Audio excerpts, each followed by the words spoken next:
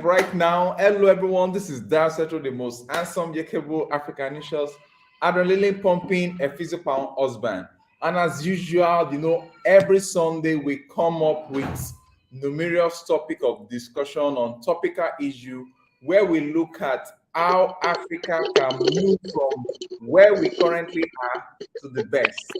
And this week we are looking at something so interesting, something that a lot of persons could not or cannot even phantom. That is a statement that a lot of persons do not want to hear. What is that statement? Whenever people hear this word or this particular sentence, that Lagos is no man's land, some tend to take it lightly, but some get off their peas whenever such statement is mentioned that Lagos is no man's land. Now, the question is there any part of this world, is there any land in the world that is referred to as a place that no man's land? How true is that? And we're now looking at this concept of Lagos is no man's land. We're now relating it to the fact that we have a position on ground which is talking about the electioneering campaign or the election period in Nigeria. How do we want to now look at Lagos in terms of who get to govern Lagos, who get to be in charge of Lagos, who get to dictate how best to utilize the resources in Lagos? Election or politics is never a do or die affair. Left for me, election or politics has been taken like the way I don't football, because I discovered that whenever I put too much attention to football, it's like I just want to kill myself before my time because the BP is rising over what is not needed. Because most of the time, whether you like it or not, all the political parties that you are busy shouting, I am for this, I am for that, I am for this, all these political parties, they are all insane in character, either now or in the long run. How do I mean? In this discussion, we are going to look at all the orishirishi political parties. We are going to look at all the people that are coming up in Lagos, especially when it comes to Lagos politics, is very interesting. And I tell you, the politics in Lagos is far more important than, when I mean important, just understand me. don't misquote me. It's far more important to a whole lot of persons because we are talking about a state where federalism is very far away from us than the state. And this is one game most people in Nigeria do not understand. We do not understand that all the attention we are paying to the federal seats of power is far below that which we are putting. Is far below that which we are putting on the closest system of government, which is the state and the local government. Little by little, I'll be making clarity on each of these my statement, because until we Nigerians understand that the federal thing that we're always shouting about, and we just concentrate on the federal capital territory who get to rule the whole country, most of the time, if the state and the local government are functional, are giving you what you actually needed, you might have a better life than who get to sit at the central seat of power. That's just my opinion. You can counter me. And today I have numerous guest speakers that will be joining us live. And without further ado, I want to welcome Mr. We gave him a professorial title, a professorial chieftaincy title on this channel, Mr. Professor. Don't let me call him Prof now. Mr. Femi Durojaye. Hello, sir. Are you there with us? Yes, I can. Yes, I can hear you. Thank you for having me. It's a pleasure to be here tonight. Oh, lovely. Lovely. So, have you ever heard this word? Lagos is no man's land. Come again. Have you ever heard this word? Lagos is no man's land. Yes, I've heard it over the years. Yes, I have. Okay, so that makes it interesting that you are on the show with us. But in a nutshell, please, can you just introduce yourself to the audience before we proceed in this our discussion?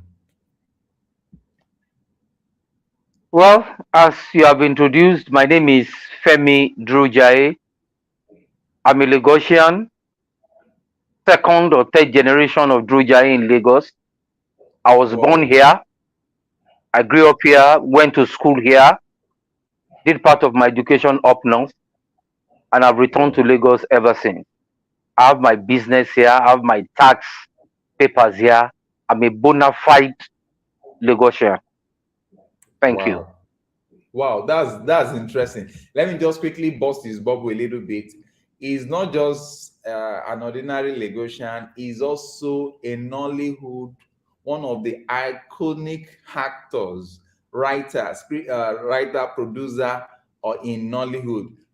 Before the end of this program, I'll be sharing some of his video links so that you can get to see his face and what he actually does for a living. And he's one of the motivational persons to our youth in the foundation that we run.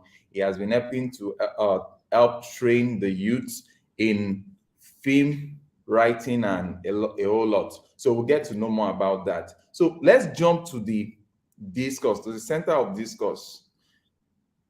How would you explain that statement? Lagos is no man's land, in your own view, sir. Okay, that question is for me, right? Very, yes, sir. Okay, first and foremost, we need to take the history of Lagos from historical perspective. Lagos was a commercial center many for many centuries. Lagos was named Lagos by the Portuguese who came to trade. You understand? Lagos was named Lagos, meaning a place of many lakes. Lagos is mostly water. So the Portuguese called it Lagos, right? After the Okay. Portuguese came, because Lagos has remained an important trading center for centuries. The Oba of Benin himself got interested in Lagos and sent his son, Prince Ado, who took over Lagos and became the Oba of Lagos. So till today, all subsequent Obas after Prince Ado was sent from Benin, who became the Oba of Lagos, subsequent Oba of Lagos are not Yoruba. They are Benin. They are Edo. And naturally, when the Oba sends his son to become the monarch of a place, of a land, he sends him with chiefs from the palace. Some of the chiefs that came with Prince Ado are the Obani Koros, the Eletu Edibo, and the rest of them. These are still popular names in Lagos that people mistake to be Yorubas. They are not Yorubas. They are Benin. That is just part of the historical perspective of Lagos. Lagos was renamed Eko by the Oba of Benin, which means Eko means war camp in Benin language. So you can see from the time of the Portuguese to the reign of the Benin in Lagos, even up to now, Lagos is called Eko, and Eko is not a Yoruba word. Eko is an Edo word. So that gives the history of Lagos, where we came from. You understand? So Lagos had always been a cosmopolitan city. You understand? For trade, people from all walks of life. And Lagos was not created as a state until at about 1967 or thereabout, when Lagos was eventually created as a state. And Lagos remained the capital of the Federal Republic of Nigeria up till 1991, when Babangida moved the capital to Federal.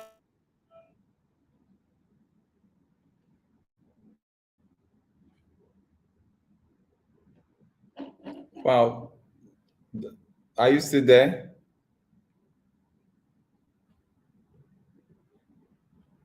Hello, sir. Wow. Okay, we have Dr. Ojo here. I think we're having a challenge with Mr. Femi. He's back Okay, now. Okay, sir. okay. There was a break in transmission, network problem. Okay. Yes, sir. So I do not know up to where you heard my historical perspective of Lagos. You were on when the Oba of Benin sent his son to Lagos. Are you serious? Yes, I sir. must have been cut off a long time. No, just few moments ago. You can take it off from there, sir. Okay, from when the Oba sent his son to That Lagos. Okay. Lagos is a cosmopolitan city. That's cosmopolitan. Sorry, I didn't hear that. You said Lagos has been a cosmopolitan city. Lagos has been Wow. a what? The network You said- is poor. Wow, you said Lagos has been a cosmopolitan city. Okay, all right. Yes, Lagos has been a cosmopolitan city from the time of the Portuguese to the time when the Oba of Lagos sent his son, Prince Ado, to become the monarch, the Oba of Lagos. You know, and I said that Lagos was created in about 1967 or thereabout. You know, by the military government then. You know, and it remained the capital city of Lagos till 1991, when the military head of state, President Badamasi Babangida, moved the capital from Lagos to Abuja in 1991. So you can see that Lagos had been practically a place of activity of non-indigenes for centuries.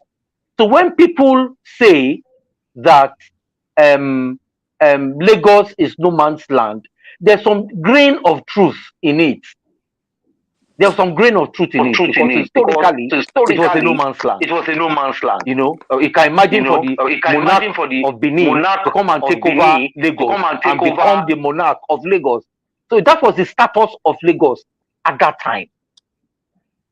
Now, when Lagos was created and became eventually a city on its own in 1990, when when the capital territory moved to Abuja in 1991, Lagos came into his own. Lagos came into his own. You know, that's when we now have Lagos and say, okay, this is state, Lagos, and let's develop. Lagos has already been developed. And let's develop. Okay, Uzo,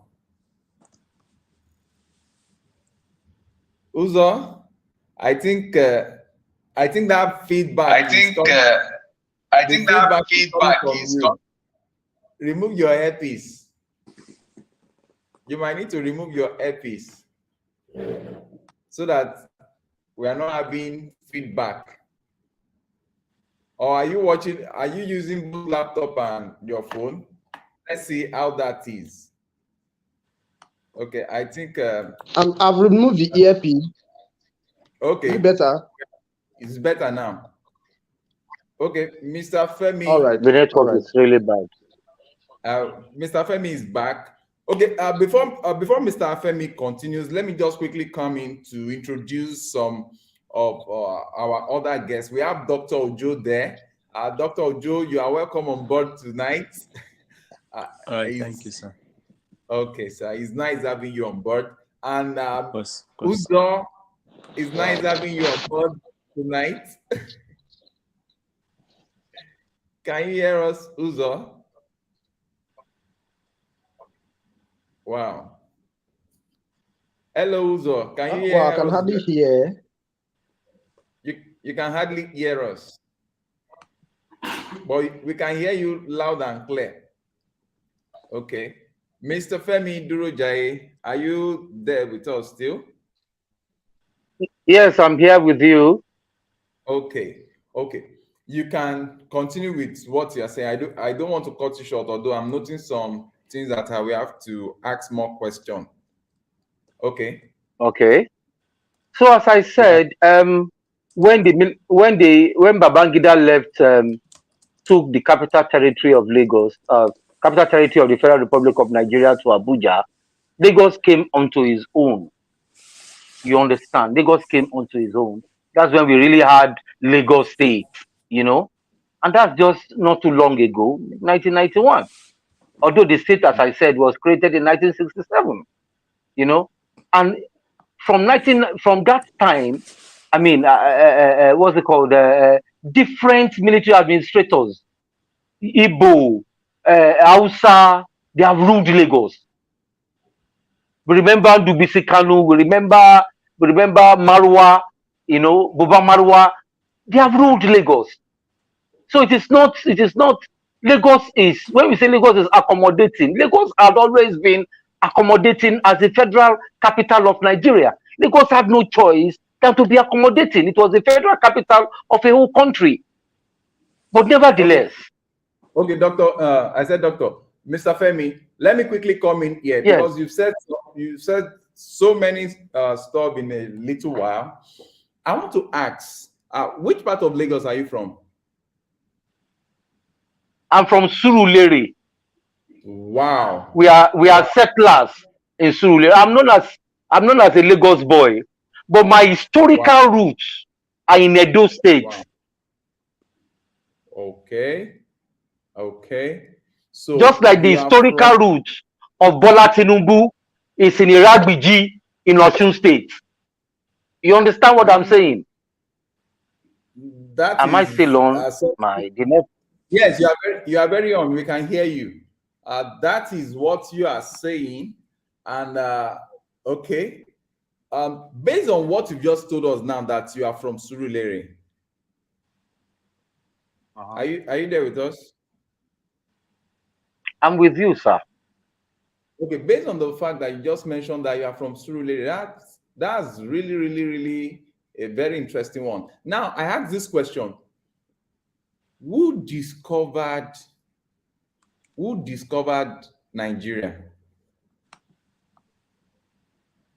Nigeria was not discovered. There was nothing called Nigeria. There was nothing called Nigeria. There was nothing called Nigeria. Okay. It was just named. It was just named Nigeria. The people of, in short, we don't let us talk about how we came about the name Nigeria. It's embarrassing. Okay. No, I'm asking that. I'm asking that question because I'm going somewhere. Now, that means Nigeria was not discovered. It was already, the area that was called Nigeria was already in existence, but it was named. Now, who discovered Lagos? Okay, who discovered Lagos? Well, we have had indigenes of Lagos. People have always lived there. If not, who are the people doing the trading? There were already people here in Lagos. The Aworis we have been here. Aworis, that's one. They have been here. Which other? The other ethnic minorities that have always been in Lagos. But I know for that for sure. But are they ethnic minorities? Well, in the concept of Nigeria, we are all ethnic minorities. Oh, okay. Now, I just asked those series of questions Lagos, you just clarified to us that people were already living in Lagos, and you used one word. You said they are indigenes, natives, and you gave some example of them. Now, how come? What was the role of the Benin Kingdom in Lagos? Well, you are breaking very badly. Okay. Can you repeat Okay. what you just said? I'll repeat. What was the role of the Benin Kingdom in Lagos? Ah, you have to repeat that. I'm just hearing Okay. sound, bloom, bloom, bloom. Wow, wow. I said, what was the role of the Benin Kingdom, the Benin Empire? What was the role of the Benin Empire in Lagos? It was very simple. The Oba of Benin was interested in the trade, in the lucrative trade route of Lagos. That was his Okay. interest. Lagos was a trade route. It was a trade route. And so he wanted to take over and take the profits. Being a superpower at that time, there are very few emperors at that time. Apart from the Alaafin of Oyo, we have the monarch, His Imperial Majesty, the Oba of Benin. We have the Benin Empire. So he had the audacity to send one of his sons to Lagos to take over the throne. Wow. He was not interested in any other thing than to take over the lucrative trade route and get royalties. That was all.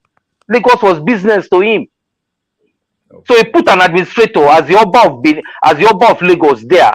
Prince Ado is one of his sons. That's why, as I said, Benin, what's called Oba of Lagos till today, are not Yorubas. They are all Benin. So you can say that in old Lagos, Benin and Edo people were also the early settlers. When you say Obanikoro is not an indigene of Lagos, Obanikoro is not Yoruba. Obanikoro is Benin. But of course, if you look at the larger Odua family, the Benin and the Yorubas are one. So Okay. that is the face of Lagos as at that time. Of course, we do agree that there are other ethnic minorities living far away from Lagos Island, like the Aworis in Badagry and the rest of other parts of Lagos. Yes, there were people there, but there were also early settlers like the Benins and the Edo people also in Lagos. They are also sons of the soil. You cannot tell me that the Letu Odibo and Obadikoro are not natives of Lagos State. Okay. Okay. Thank you. Now I want to move over to Dr. Ojo. Dr. Ojo, Mr. Grojai just mentioned now that there were people, there were original settlers, original indigenes of the place called Lagos. And he also gave an example of the people that are referred to as the Aworis, of which I also know that the Badagris are part of the main people of Lagos. What is your take on that, sir? I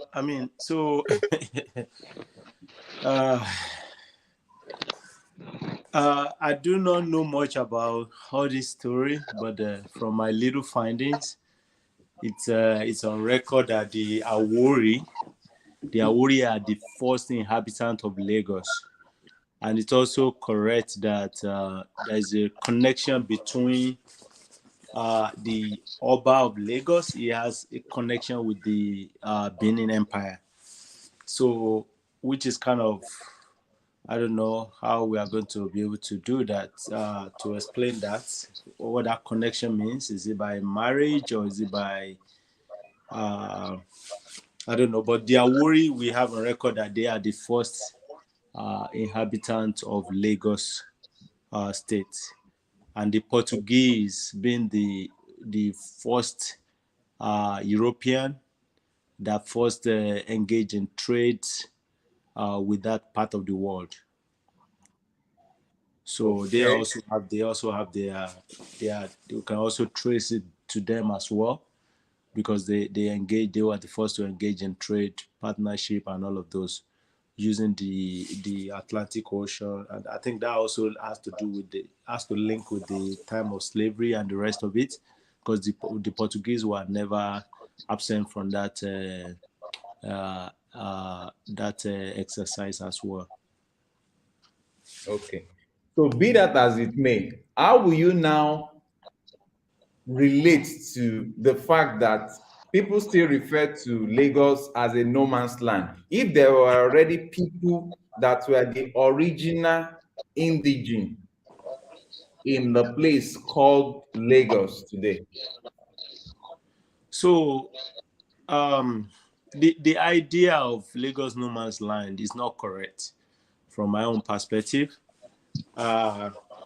It's not correct from my own perspective, because if there are people that are already inhabiting that place before other people got there, so we cannot erase that record.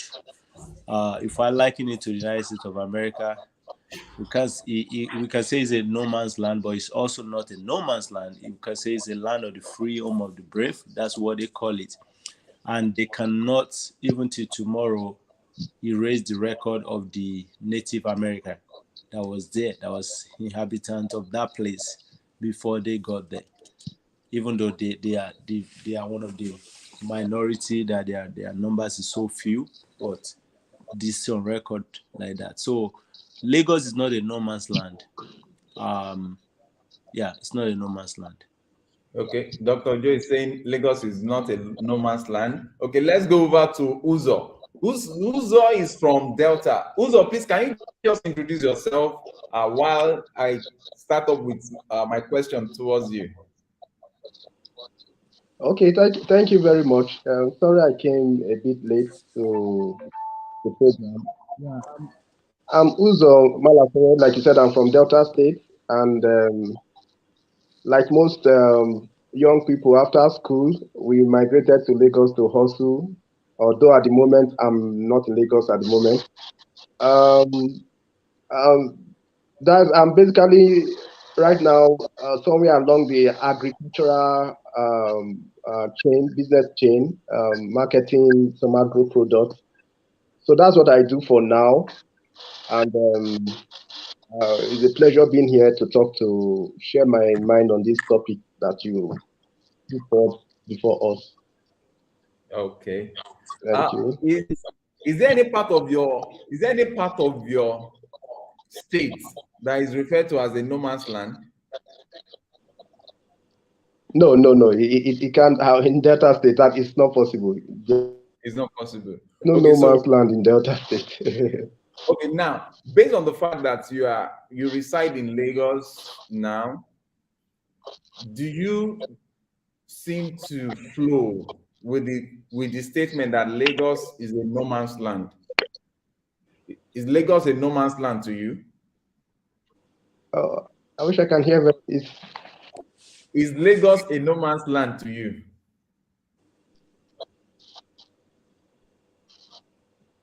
Hello, can you come back? I said, is Lagos a no man's land to you?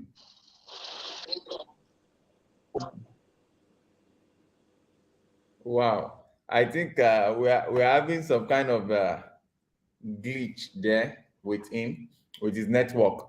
Now, this is just the startup of the discussion of today. A whole lot of discussion and argument, even to the extent of fight and quarrel between people that have been calling Lagos a no man's land. But by my own little way of resolving this, I brought in people that are mature, people that tend to know a little bit of history here and there, and how a civil society should run, and they are going to be helping us to discuss. But let me just say this. It was last week. I went somewhere, and the current thing that is going on presently with respect to election and the like. So I met with some persons, and we got talking. And it happens to be the person I met with was from the east. And as we got talking about all this thing that is happening, let's make sure that there is no fight, there is no quarrel. People should just vote their choice and not just cause trouble here and there. All of a sudden, the next thing I will hear is that the man said to me that this Lagos is a no man's land. I was like, what? As if that is not enough, another young guy, another young chap came in and we got talking also. He also mentioned Lagos is no man's land. I was like, what? I don't want to believe what I'm hearing. I said, I don't want to really believe what I'm hearing. So I like, wow, this might be a topic I will need to bring on air to discuss about it, but I need to educate these people. I told them, I said, a point of correction. In your own village, do you can you allow someone to refer to your village as a no man's land? They were looking at me. I said, because it's an insult to me. I'm a Lagosian. I'm a typical Lagosian. I now introduce myself that I'm a Lagosian, and you standing in front of me to tell me that Lagos is no man's land is an insult. Whoa, the discussion started getting more interesting. By the time I now begin to explain to them, I began to ask them numerous questions. What and what? Why will you say Lagos is a no man's land? Why will you say a place that you came into and it was working for you is now so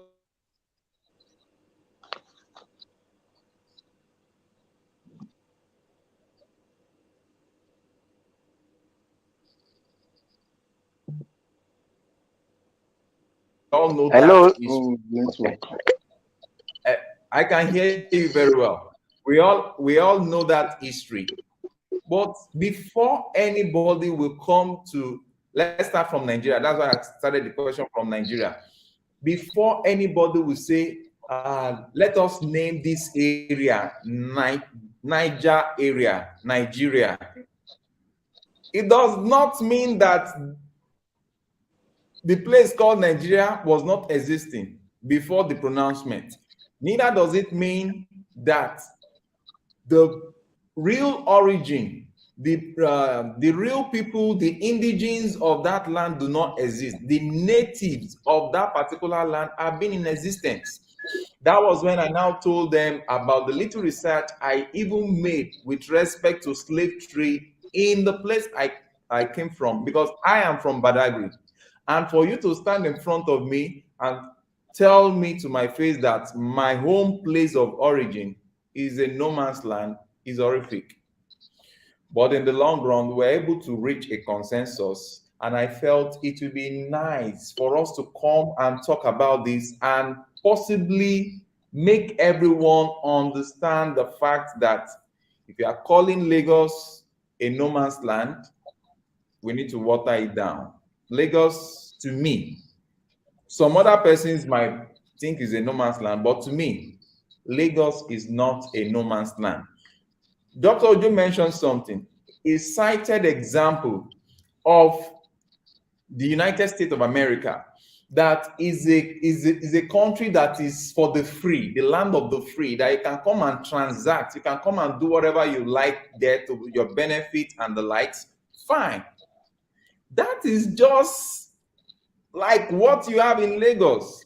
Is a place that has opened up over time to accept people to come and transact, to come and have their well-being here, to settle down, do have their own peaceful economic transactions. And for us to always be putting it in our face that Lagos is no man's land. If you think Surulere is no man's land, you just heard that somebody is from Surulere. But because that area has now developed that the real owners, the real indigenes are not noticeable because they are diverse people. I grew up in Surulere from the year 1980. I moved to Surulere around 86, 87, and I know how Surulere was then. I related with the Calabars, with the Igbos, with the Efik, with the Afemae, with a whole lot of persons there. You have the Hausas down there at Surulere, and there was a time I was even closer to Idiaraba, where you have the Hausa community. But for us to just wake up and say Lagos is suddenly no man's land, I think I should sue you if you are making that statement. So, Mr. Femi Durojaye, are you still Yes, maintaining please. your that Lagos is no man's land, so that I will know the number of people I'm going to start suing? No, actually, I wonder. I gave a historical perspective So of Lagos, I and I don't know if it's said done, that. but So my question is, if you also agree that Lagos, that if you agree that it is not correct to say Lagos is no man's land, who would you think owns Lagos, Mr. Cetro? okay, I'll take. Oh, Okay, okay. Okay, let me quickly all answer right. that. I know that Mr. Uh, Mr. Durojaye is ready to fire on, but let me just say this: it's very clear. When we are students of history, we should look at there is it is clearly stated there, clearly worded. Even the version of history that explains how the Oba of Benin sent in his troop down to the place that is called Eko, not even Lagos, Eko. Eko is a Benin word. And while he was even coming, he met with some persons there. There were the original people of Eko, original people of Lagos, and those are the Aoris. History has it that the Aoris are the original owners of, he mentioned the Aoris, what's it called? The people from the Badagry. The Awori, the Badagry are the original owners of Lagos and some other tribes there. Before we start talking of those that were what's it called, slaves, those that were taken as slaves that were brought back from Portuguese or from any of these countries where they came back from. Those are the ones that majority of them now settled down on the island. I did a research and it's on this channel where I paid a visit to Badagry, in which even the I traced that story gave us a trace of how even those that came back as slaves with the names like all the, I don't want to be mentioning any family now in case that might look this thing. Now, all the names, all the popular names you would have been hearing on the island that sounds more of an English link than the Yoruba link. Those were slaves that came from other parts of the country to settle down there. They are not majority of them, some of them are from other parts of the countries that could not even trace where they were actually taken from. So now, to me, in a nutshell, the Yorubas, because the Awori people are Yorubas, the Badagry people are Yorubas. These are the people, the real owner of Lagos. That's to me. I don't know if that answers your question, sir. Yeah. So from some publication I came across, he made it clear that the modern day Lagos was founded by the Awori and the Benin king, the Benin was the son of the Benin king or something like that went on exile when they were trying to kill him, when his stepmother was trying to kill him or something like that.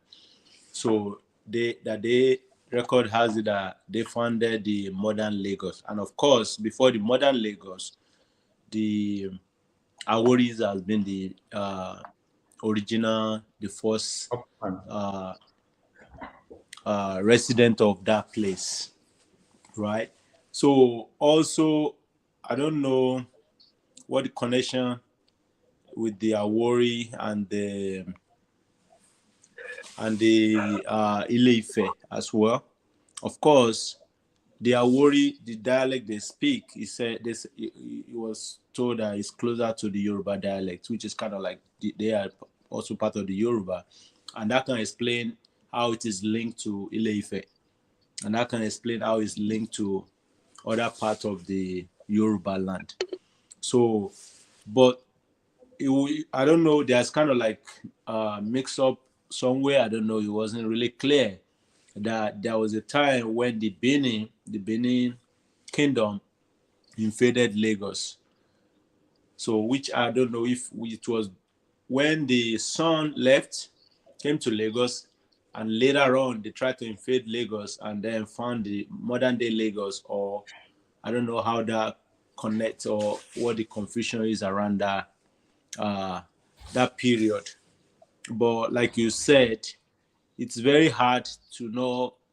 It's very, very going to be difficult to prove that Lagos does not belong to the Yoruba land. It's very, very hard because even the geographical location, as it relates to other part of that country that belong to the Yoruba people, the Yoruba land, it's very, very hard to argue that Lagos is a no man's land and it belongs to some other people other than the Yoruba people. Of course, by the exile of the Benin son, right? He probably just found himself there, and since he's already from another kingdom, probably has his own power and stuff like that, might give him some dominant power and control over the people that were there that were just doing their own little things, right? Which is why I liken it to like the United States of America. When they got to America from Europe, the Native American who are known to be like the Indian or stuff like that, they were already on ground, but they were just living their own life and just doing their own thing, right? No pressure, right? The people that are coming from exile, are coming from, Europe, they saw it as an opportunity, saw a big land, a fertile land, a good place, peaceful, and they saw it as a place they can dwell on. So they already went through a lot of challenges, went through a lot of hardship, went through a lot of things, and they knew where they are coming from. So seeing that great opportunity at that land, you could know what that could mean, right? So it's easier for them to dispossess the people that were there and just dominate the place because they already gained some strength and some wisdom from where they are coming from. So that might be likened to what happened with the situation of the Oba Obini's son that went on exile and found himself in Lagos, where the Awori were already settled. But the Awori for sure are related to the Yorubas, and they have their link to the Ile-Ife as well, like he said. So that's what I wanted to put there. Hello? Yeah. The honor. Did you get me? Hello? Yeah. Or was I good disconnected? I got you loud and clear. Hello, I'm saying, yes, you are here with us. We can hear you. And welcome, Safara Emmanuel. Greetings to everyone just joined the live. Wow, it's nice having you here.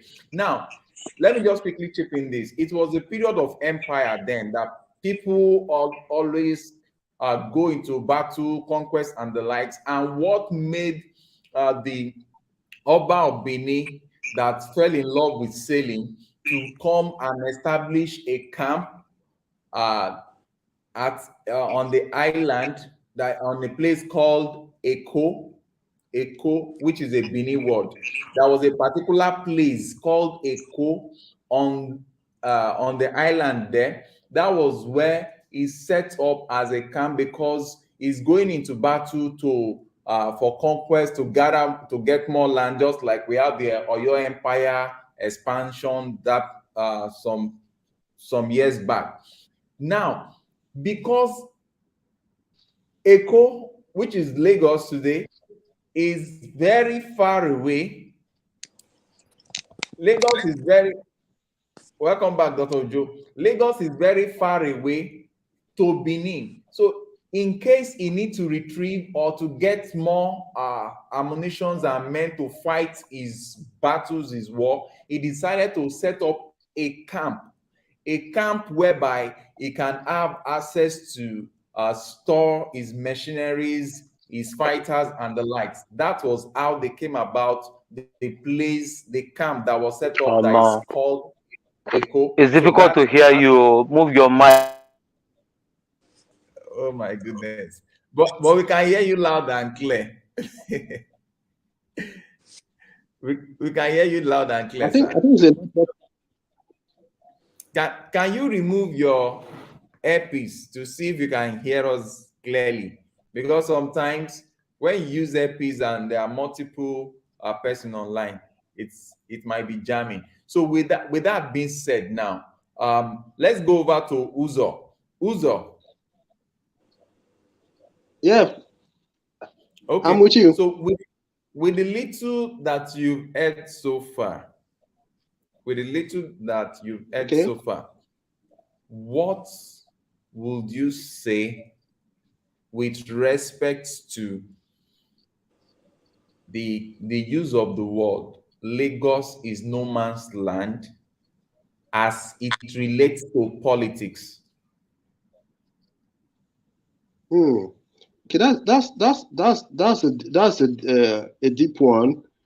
Okay. First, I think it has been established here. We, at least from your own take, Lagos is first no man's land. No, I know we cannot say Lagos is no man's land.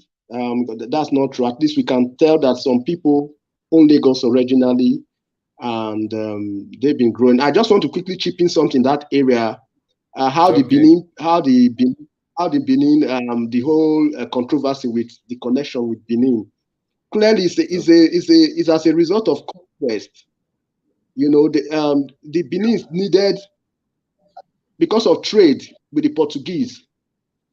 Because of trade with the Portuguese, they conquered that part of Lagos at the time, you know, and the Oba and then the Benin Kingdom needed a port city, and that was why they came there. So, and when they came, they actually met people there. So if we look at our history very well, we'll see that these are established facts. The Benin Kingdom conquered and annexed many cities during their reign, and it's not just Lagos. Okay, that being said, looking at it from trying to put politics into it as we have politics today, I would say is a factor.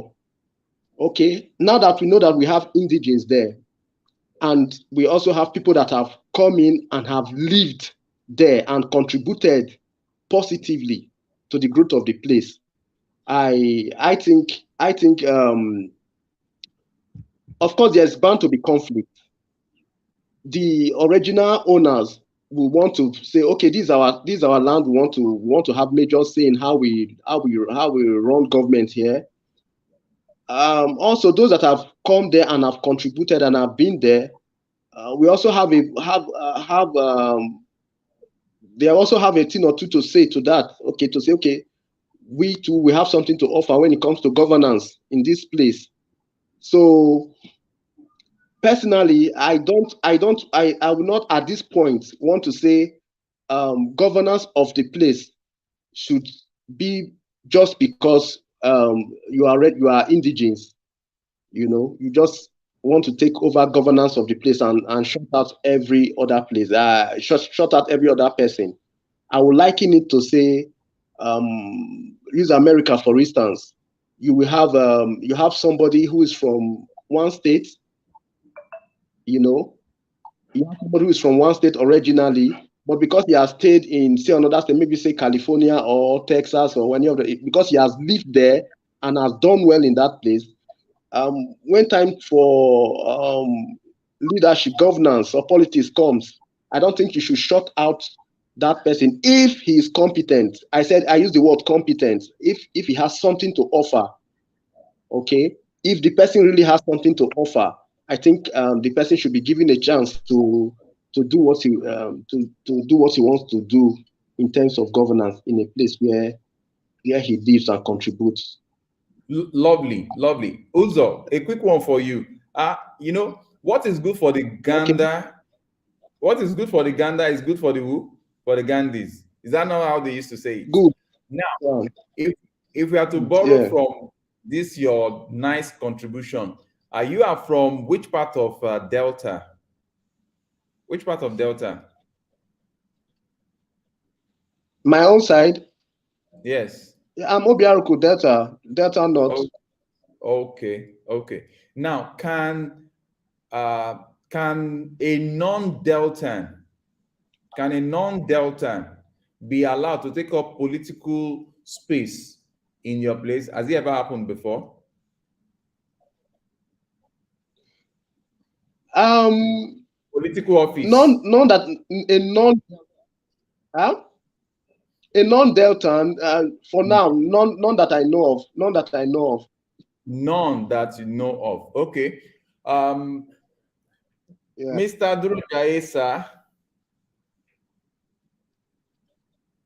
I'll come back to you, Uzo. I have a lot of questions to ask everybody on this show today. Mr. Durujaye okay? I want to confirm if that has ever happened in Benin. Hello, sir. You are welcome back. Yeah, I'm with you. Thank you. Okay.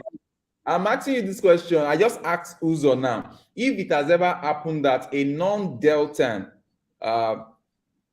is awarded an official political office in Delta, he said there is no trace. He hasn't seen any. Has that happened before in Edo?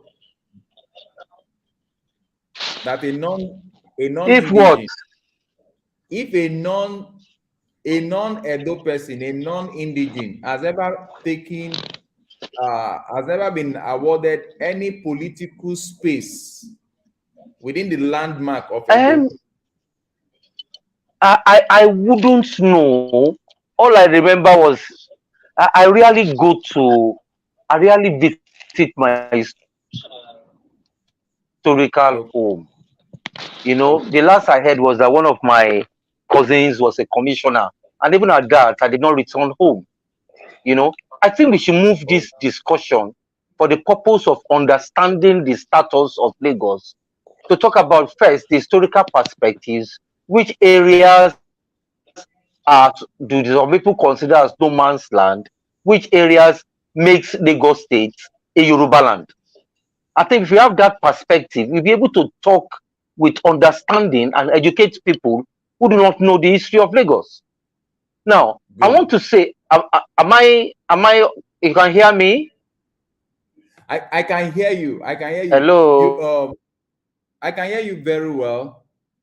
Oh, I don't know why this network glitch is happening. So let's go over to Dr. Ojo. Dr. Ojo, over there, I believe you are from what's it called? Ogbomoso. Yes. Okay, I believe you are from Ogbomoso, and over there at Ogbomoso, has this ever happened that a non-indigene of Ogbomoso will be awarded a political space in Ogbomoso? So it's not gonna ever happen. I don't think there's gonna be a time that will ever happen. Why? Because the audio is bad, man. So when you talk about the history of the Yoruba people and the Yoruba land, it's very, very deep. It's very, very, very deep. That was why the late Alaafin, before he died, he always wouldn't take some things. He would carry himself in the middle of the night, in the middle of the day, and he's gonna come to your face like you are wrong. This is this. Oh and my. this. Right.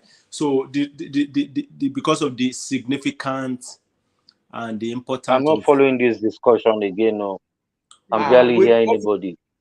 But we can hear you. We are hearing you. So maybe it's your network or something. Maybe disconnect and reconnect again.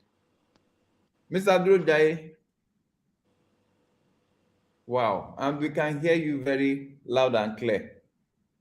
Okay, continue, sir. So, like I was saying, right, because of this significance of it and very crucial role that some people in the past played in that establishment of that Yoruba race and everything that goes with it, right? So that's why those that are custodian of traditions, custodians of history, right? They will not let that happen. Just like Ile-Ife, they won't let it happen that somebody else. It's not going to happen. You know, your kingdom and king and stuff like that will not come from somebody else other than from that The family. network is up. It's just like that. Everything is up. And the reasons for that is to protect that culture, is to protect history, to protect a lot of things. Because when we don't set records straight, it bring about confusions, bring about a lot of pandemonium and a lot of issue in the long run.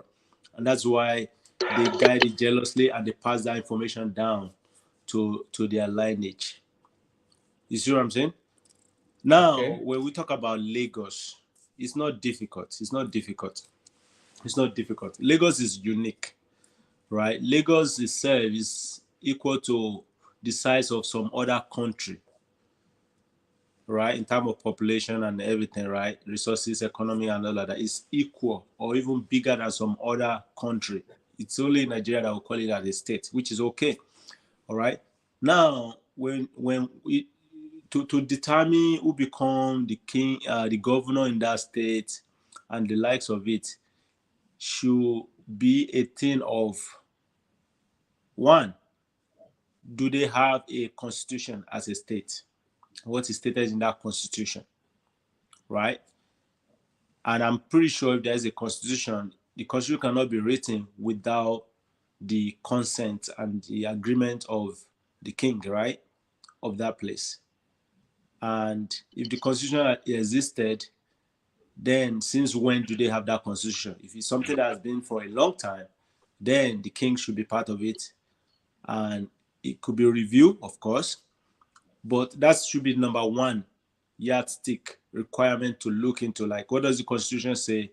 And if this person made that constitutional right, then they should be allowed, right, until the constitution be reviewed and changed.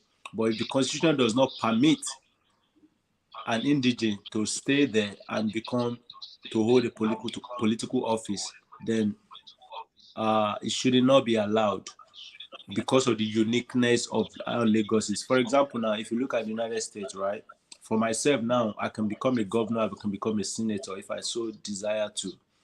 And I'm from Ogbomoso, I'm from Oyo State, based on my birth and stuff like that, right? But my citizenship now is from the United States. So I can say I'm in Nigerian America, right? And based on my citizenship status in the United States, I have constitutional right to hold political office if I so desire to. So I have my state of residence from the state, just like I have my state of origin from Nigeria, because that's where I was born. So they will always ask your place of birth, your country of birth, and then your country of citizenship. All right, and then from that, your country of citizenship, your state of residence. So that's how they do it there now. Now, if you are not born on the soil of America, you cannot become the president in the United States. That's what their constitution said. Even if you are an American, like your generation upon generation upon generation has been American, but based on your job or whatever, you find yourself giving birth to a child outside the United States. The child is a citizen, but he or she might not be able to contest for presidential position, because you have to be born on the soil of the United States to be able to contest for the office of the president of the United States. That is their record. That is their constitution. So, but you could contest for other political position based on your citizenship, which you gain by either naturalization, adoption, green card, lottery, and all of those, right? So that's why I'm saying that it depends on the constitution of Lagos State, which I don't have no preview of. I don't know what that is, But if we are going to go by it, by custom and tradition, I would think it is not the right thing to do to allow non-Yoruba, non-indigene of Lagos, in terms of like those that actually had their original existence, as record have said, like the Awori and the Yoruba and the other people that actually were the first to inhabit that land.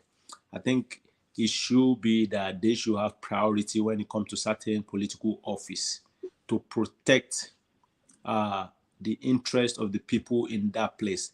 And just as you just asked the Edo man, which I also know very, very well, that the Easterners, the Northerners, they will never let that happen. No matter what, they're not going to let you rule over them. The Northerner won't let you rule over them. Neither will the Easterner in Nigeria let you rule over them. So why now making a big deal already? It should be the golden rule, right? You do to others what you want them to do to you.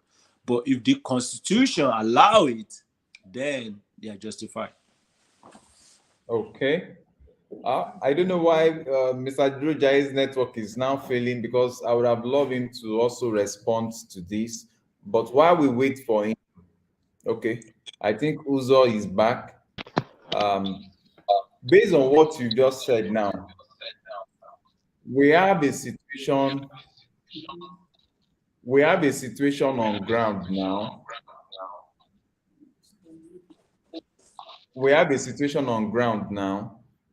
We are at the point whereby we are trying to elect governor into all the states in Nigeria.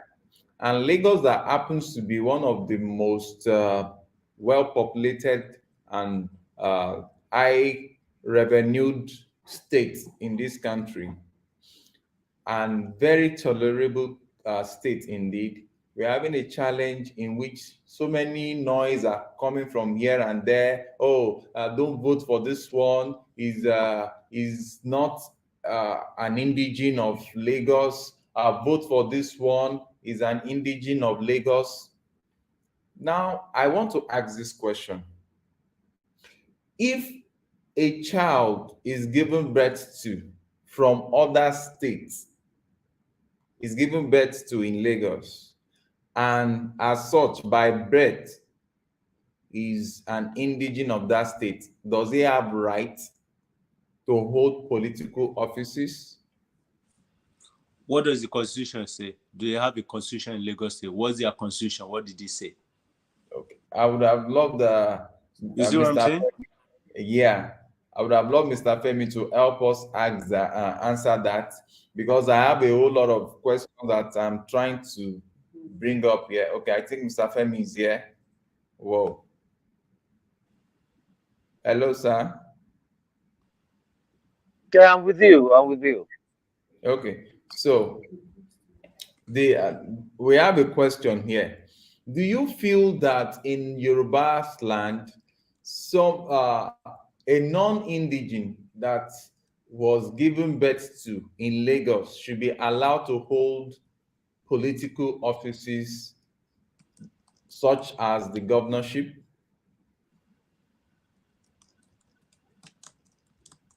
Please, you have to repeat that question. No, part of it we Okay. are eating up by Oh. sound problem, but you can hear me clearly.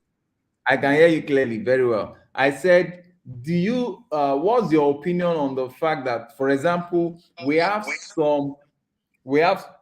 some people that are not originally from Lagos, but they are given birth to in Lagos? Can they hold political offices such like the governorship office?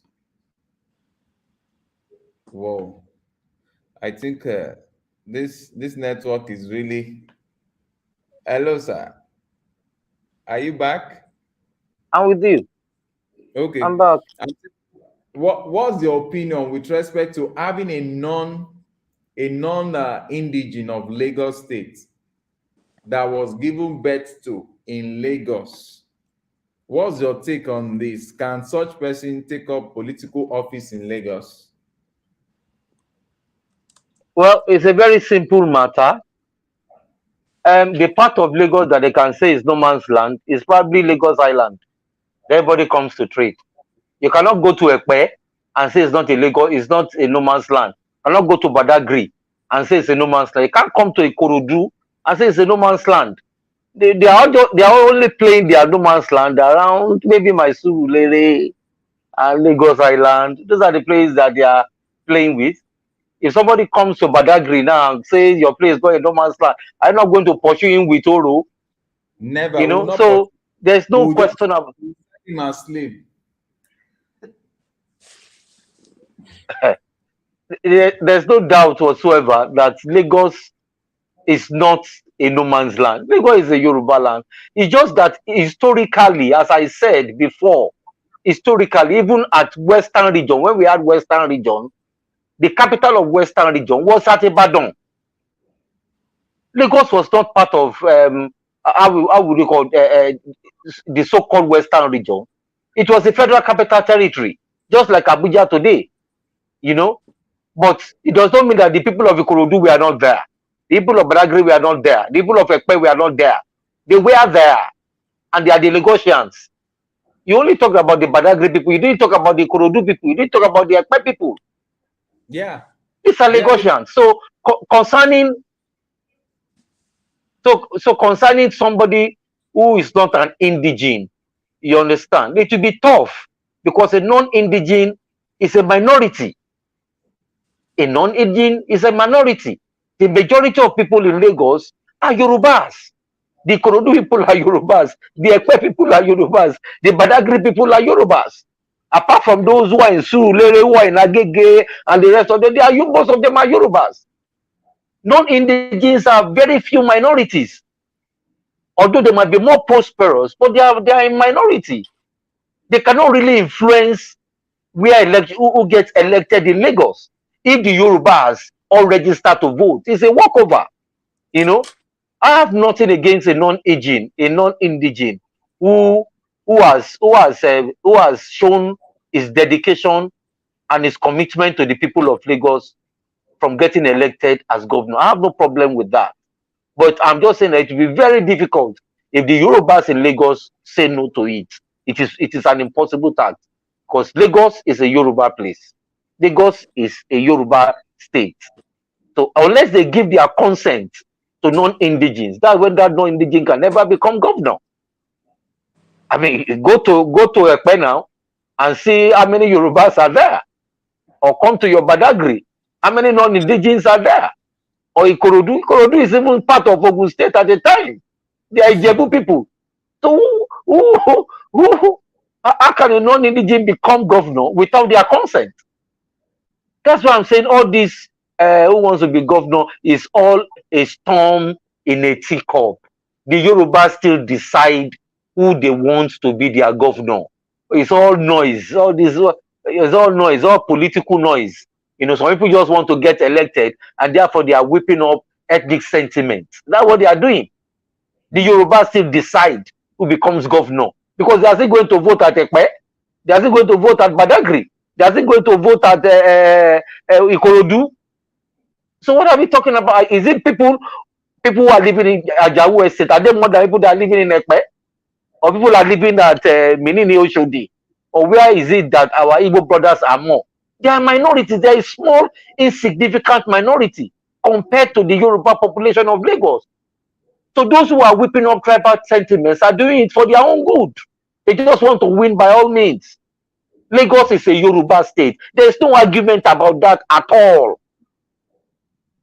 So if the indigenes of Lagos, the Yorubas of Lagos, say anybody that is not an indigene should be governor, it's their prerogative. It's their prerogative. But nobody that is not an indigene, that is not a Yoruba, can ever become the governor of Lagos State without the Yoruba's consent. It's an impossibility. They don't have the numbers. Non-indigenes don't have the numbers. Wow. This your punchline is very powerful, in which you made it very clear that for anybody to become the governor of this cosmopolitan state, it must have the handwriting and the signature of the original owners of the land, which happens to be the Yorubas. Now, we put forward the next question, which is more of practical. Presently, there have been noise going up and down that against each of the contestants, blah, blah, blah.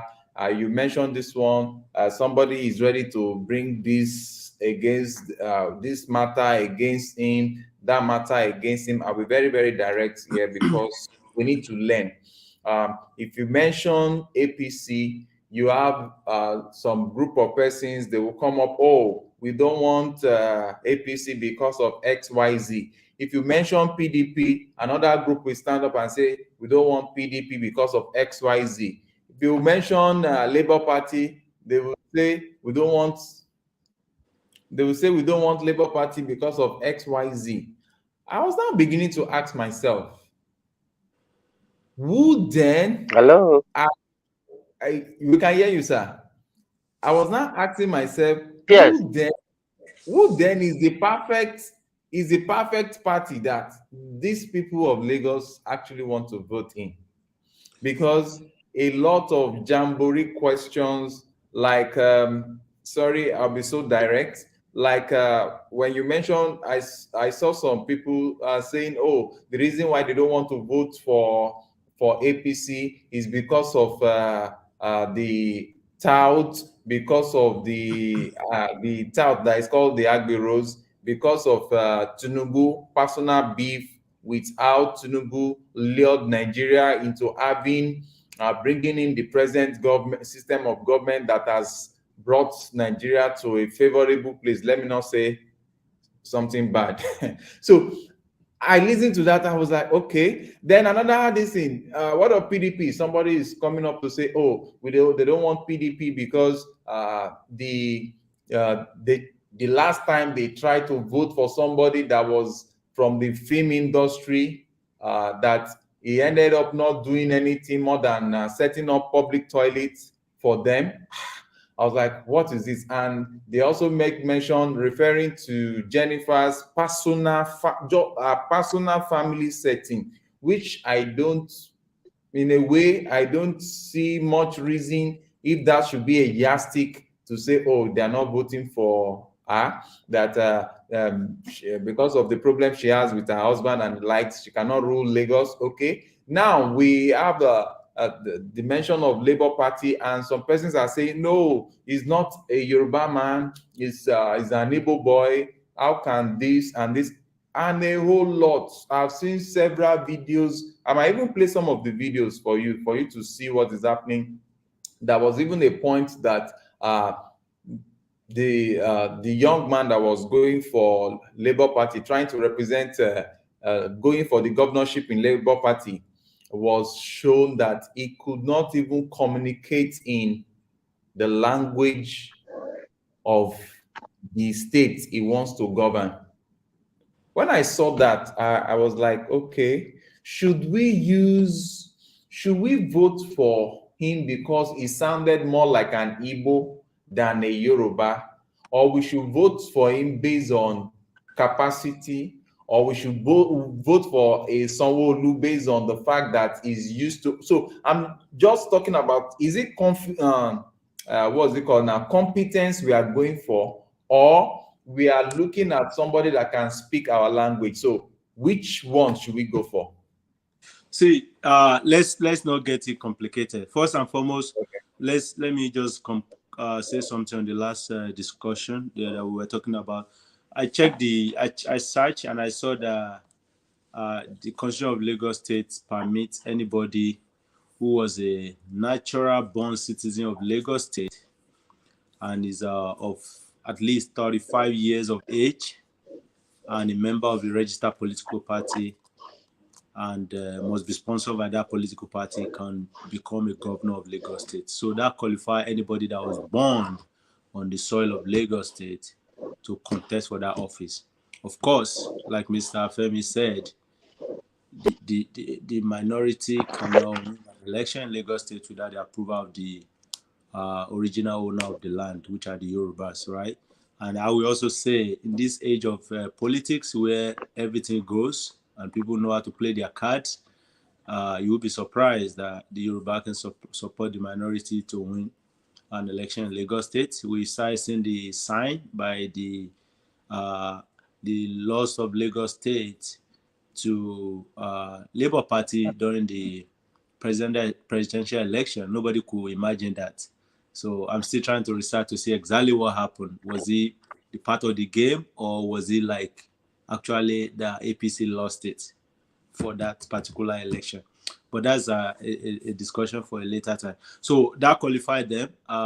It will be unwise for the original owner of Lagos State to allow a non-indigene or a minority that does not have their interest at heart, get me right, that does not have their interest at heart to rule over them, because that could lead to conflict of interest, and that could be another genesis of another big problem that they will have to face in the future. So the problem that they are facing by themselves, within themselves, is already a lot. If they now added more to it, then that's not going to be wise, especially knowing fully well that I, being from Ogbomoso, live in Lagos and stuff like that, it's difficult for me. It's like impossible for me to go and say I want to become a governor in Nasarawa State or Kano State. It's never going to possible. It's a dream that it doesn't matter. Like, it's not going to happen, right? So it's just as simple as that. So now, coming to your question about who to vote for and stuff like that, I think it's high time that Nigerians need to start getting educated. Educated is in the sense of not just going to school, but in the form of like when something's presented to them, people need to get to that level where they can sit down on their own, take pen and paper, and start dissecting topic of discussions, especially when it comes to political, right? Not just being sentimental. I see a lot of people just taking decision based on sentiment. A lot of people taking decision based on the pain and hardship they are going through. A lot of people just naturally just dislike somebody, and because of that, they are making their decision and they are campaigning against that person, right? It's more than that. It's more than that. I think it should get to a level where people can actually become realistic and look at things at the way it is, not just based on what they think or what they feel or their emotion or their current situation, but like as a whole, what actually makes sense. You see what I'm saying? So that's what I think will help them. But right now, a lot of people just hear something, or they just got told by their pastor or by their imam or by somebody that they listen to, and everybody just run with it and just start making noise without sitting down. That's not good enough. For me, I think credit needs to be given to somebody that has done a good job. I'm not there, so I definitely have nothing to profit by as much. I don't have much to profit by whoever get to any political office or not. But I look at everything from a neutral standpoint.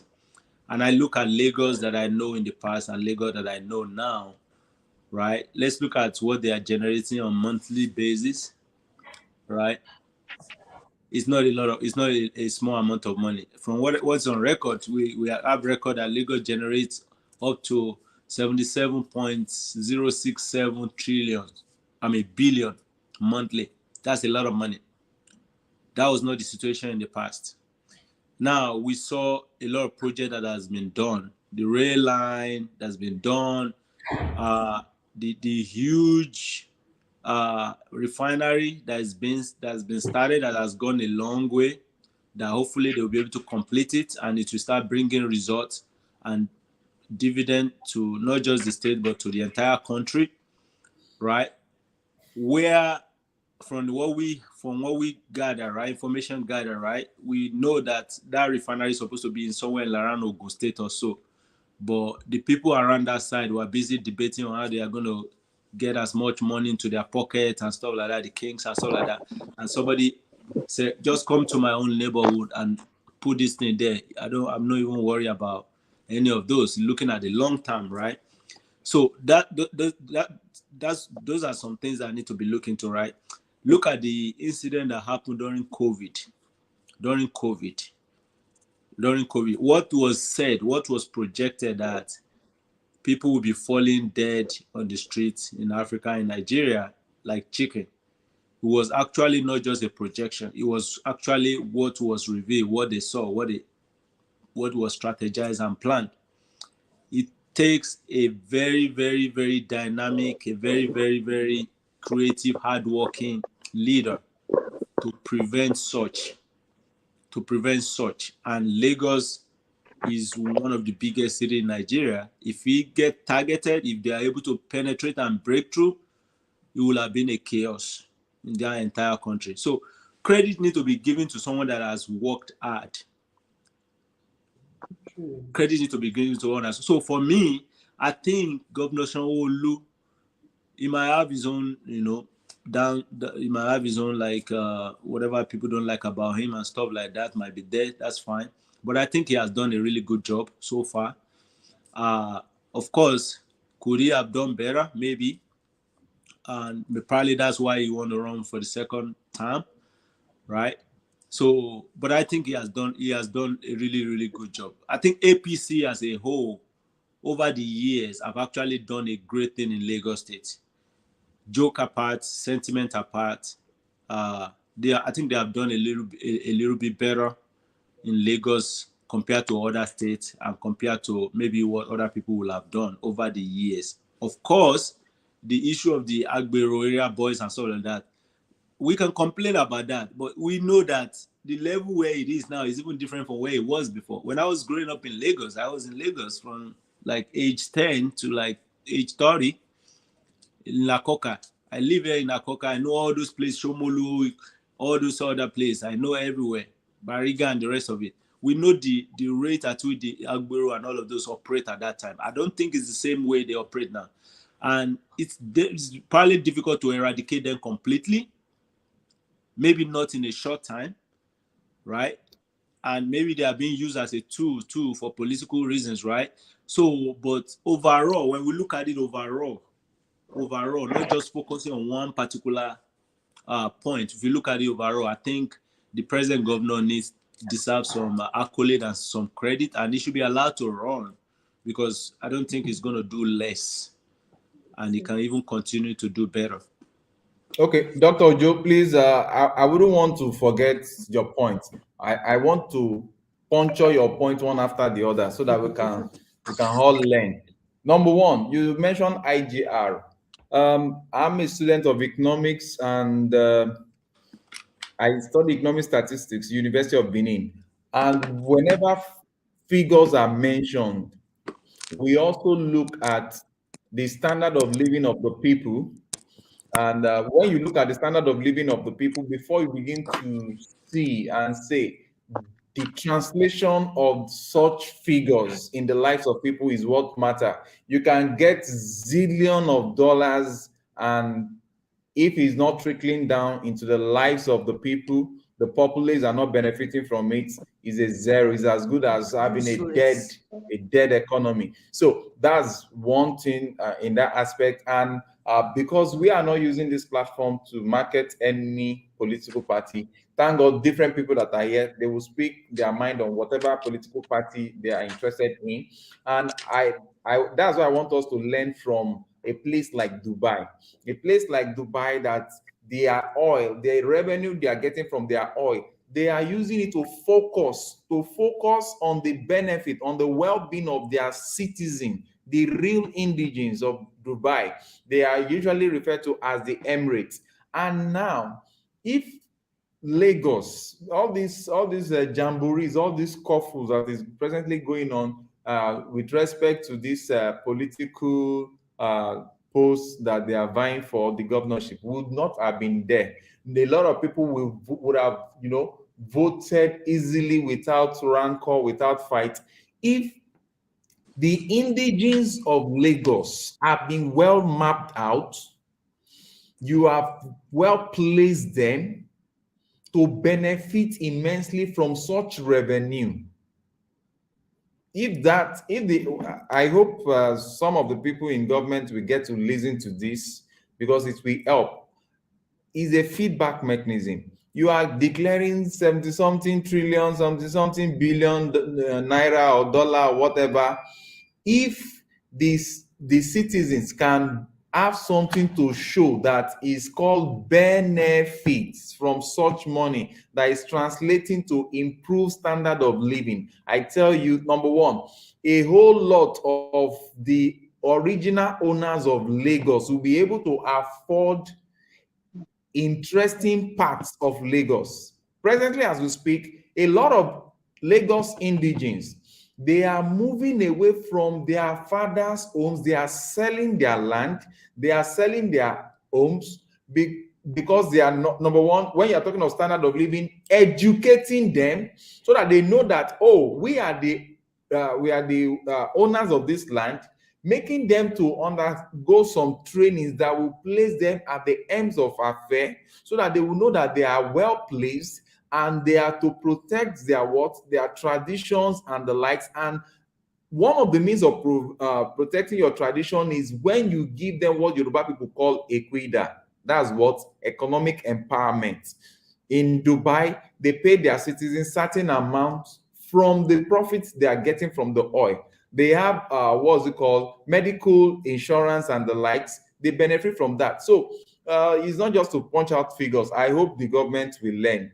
By the time by the grace of God, by the time we are done with this politics of what's it called, this electionary period, one or two things should surely come to play. So that translating that figure into people's life is what matters, not just giving us the budget of they are making this and that, and it's only going to the field. Now, secondly, oil production.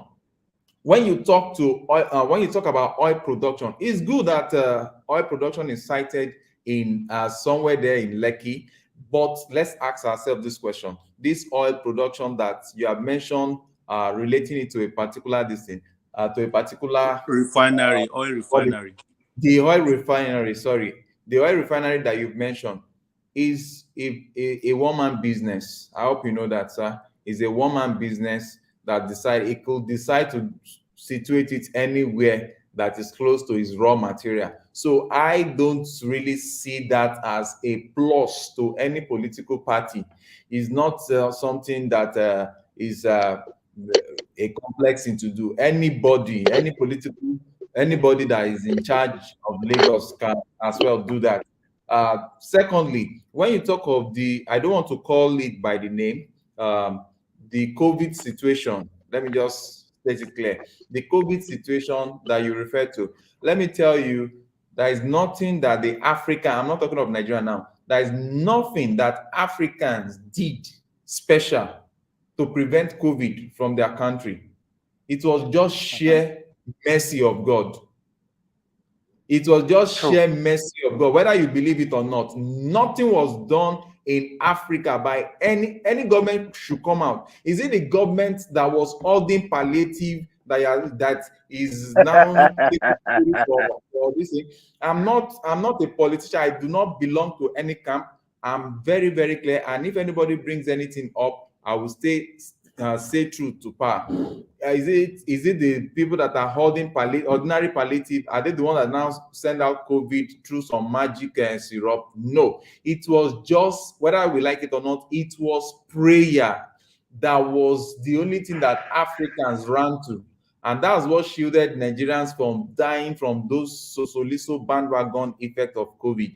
And we all know people that have the medical equipment, they died like Sarah. So that is also off it. Then talking about the agbero, people might not believe what I'm about to say.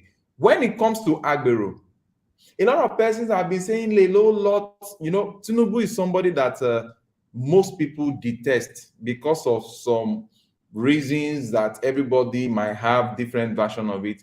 But let me tell you, when it comes to this agbero is a two side of a coin. But people that work with statistics, you will look and ask yourself this question: the incoming of agbero, has it destroyed Lagos more, or has it added more to Lagos in terms of security? Now I come. By the time we sit down, there is nothing that is perfect in this world.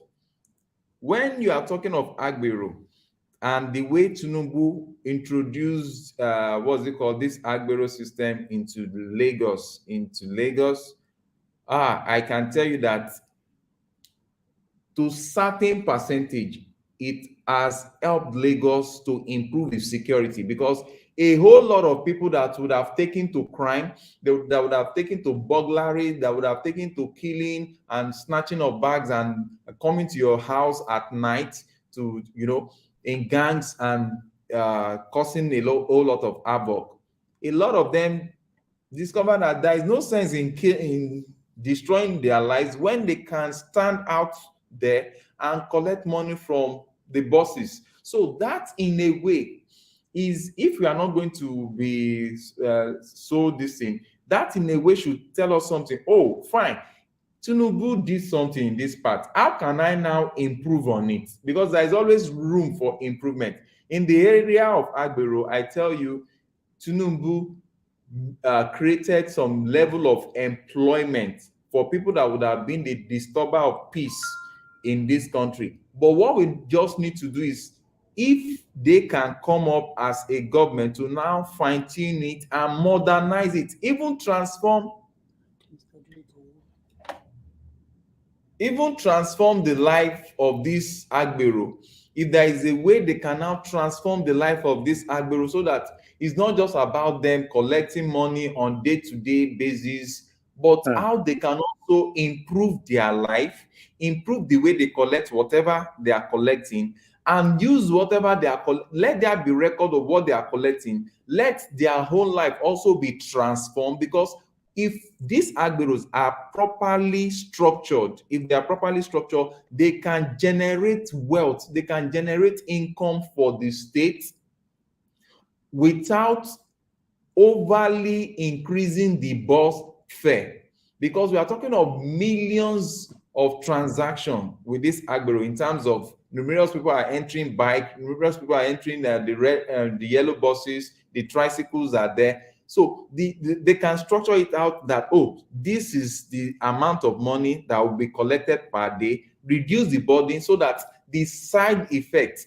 will not be too much on food and goods and services and the food that are being shipped in here. Because even in marketplaces, when people are selling on the road, this Agbero collects money from them and all those stuff. Let it be structured, and also train this Agbero. A lot of them are brilliant. If you see them doing calculations, mathematics without writing anything down, you will know that they are very, very brilliant and calculative. So that's one area that I think I somehow agree with you in terms of Agbero, that is a plus with a K leg to their party, to the APC. But what needs to be done is to structure it. Nothing says that an Agbero should, all the top men in Agbero and this Agbero this Agbero setting.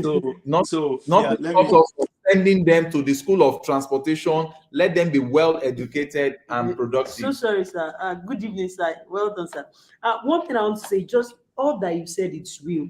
I heard from a banker, I've not confirmed, from a top person in the banking sector in Nigeria. He said that he had this news that about 95% of Nigerians don't have up to 500,000 in their bank accounts. The inequality is too much. If Lagos is making billions of dollars per month and it's not spread equally, people are just there. They are not, as in, just like all that I said. I just want to say it's not about the money, but it's about the people. It's about people that we're serving, as in, are they really benefiting? So if they are benefiting, they will not be aggrieved.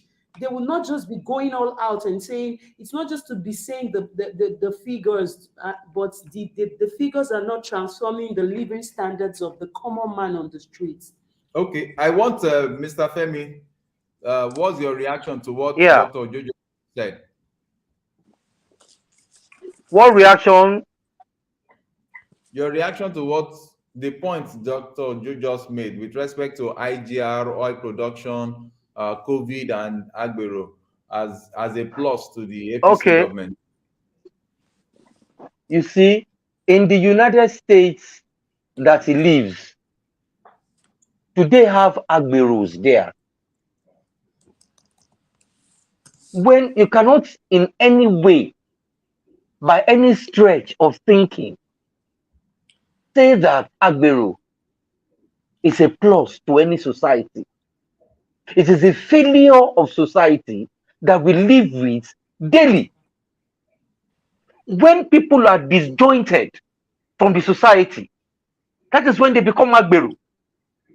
They are present dangers that our society faces every day. This same Agbero, they are also parts of those we call the 1 million boys. You needed to be in Lagos during the COVID-19 shutdown. Billions of these young people are homeless. There's no place. They don't live in any place. They are homeless.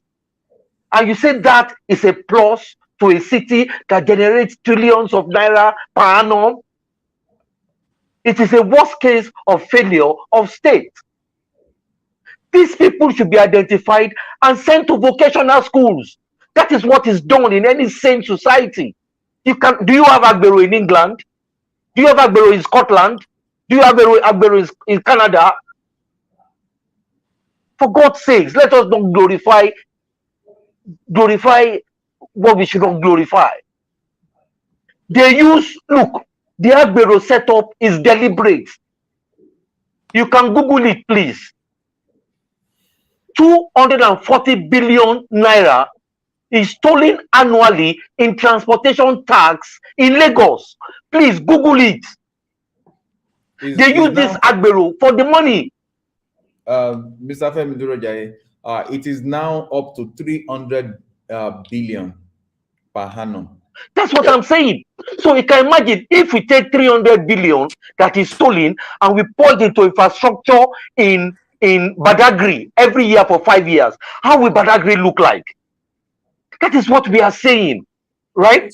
That is one of the reasons why we have APC government from Lagos. It's a bandit government. Bandit government. And I can say it anywhere. It's also in this Lagos that we have the Speaker of the House of Representatives in Lagos. The Speaker of the House of Rep spends 20 million naira as maintenance costs for his house monthly. 20 million naira. I'm not even talking about stealing in Lagos. I'm talking about systematic looting of the resources in Lagos. That's why you have a very high IDR and nothing to show for it. Aside from that, Lagos. Okay. While he's still trying to work on that, when we are talking about this thing about these politicians, let me tell you, all politicians, somebody told me this, and I sat down and now started looking. All politicians are one and same. Because the 20 million naira that you are mentioning now, later you will discover that the next person. Hello, sir. Okay. Let me just round up. Okay. So Lagos is one of the most indebted states in the country. It's actually the most indebted state in the country, meaning that the future of the children of Lagos are mortgaged to debt, even with the high IGR that they collect. So we actually need a change of government in Lagos. It's a given. There's no going back on it. We need a change of government. We just have to have a change of government. Okay, we'll address that request for change of government because we also need to address when you are changing, we also need to be very, very careful. Most of the time you are crying for change, and by the time you now get the change, if you did not look very well before you get that change, you might also be moving into another change of problem that will now be an hyper reflective problem. So we'll come over that to address the reason. Sorry. Okay, the reason why I said there's need for a change is that we have had the same people in power for 24 unbroken years. 24 unbroken years since 1999. And therefore, there is a need for change. We need to change. What have they been able to do in Lagos? Look at the train transportation they are trying to do. It's taking forever because the money is not there. They have stolen so much money. I make bold to say it. Look at the train. It's taking them forever to complete. Contractors will not move to site. They will not work unless they are mobilized. That's why the train project is so slow. Most of the money has been embezzled. That's what I'm telling you. If you don't have a new party at Alausa, the stealing will continue. It's only the speaker zone that we had that is taking 220 million of Lagos money to maintain his house every month. Every month, 20 million. Mr. Dudai. What kind of looting is that? Can I react? Can I react to something real quick? So, hello? Are you frozen? I can hear you, doctor. I don't know whether how it's sure are you that the next person, the next party. Can you hear me? Yeah, I was gonna make some reaction to. Okay, Dr. Joe, over to you. I know the call for a change of government is good. I'm in support of it. But some of us can already tell you what's going to happen ahead of time. It's not about prophesying or anything. It's just the leadership of a state, of a country, of a state, of a organization is a reflection of the people in that particular place. You can't get a saint when the population is corrupt. It's not possible. You see what I'm saying? We always forget that. The change of government does not solve any problem. It also creates more. Because the people that have already been there for these donkey years, you need a lot of time to dispossess them, right? And the possibility of the people calling for the change of government not to do the same thing is very, very slim, because they are birds of the same feather. They are the same thing. All right? So I don't agree. Personally, I'm not even worried about who get to what office, what political office or not. I don't care about that, right? What party, what person, whatever. I'm more concerned about people looking into a strategy or setting up a system that can hold them accountable. Because if you put a thief in charge of security, you put a security in charge of that thief, you see what I'm saying? See the layer of security, right? It's difficult for you to get something stolen, because who is going to steal in the first place? The thief is the one you are using to watch it. And then you have another person that is watching him again.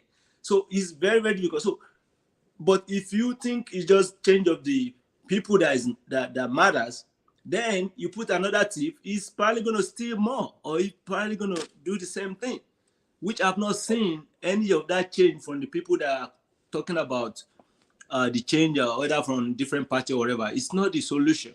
That's one. Two is that I know that Nigeria, we always want to do things so big. We always want to do things so big, so loud. We are like that everywhere we go, right? I have part of that trait as well. Some of us have to curb it a little bit, right? That's how we are, right? We all need to understand how old is this country. We need to understand that we can't be comparing this country with some other part of the world, right? If I'm to reflect on what Mr. Setro said earlier, right? When you're mentioning Dubai, that's not a good comparison, because I look at the population of Dubai. What's the population of Dubai? The price is just over 3 million compared to the population of Lagos State that is about 16 million. Do you see what I'm saying?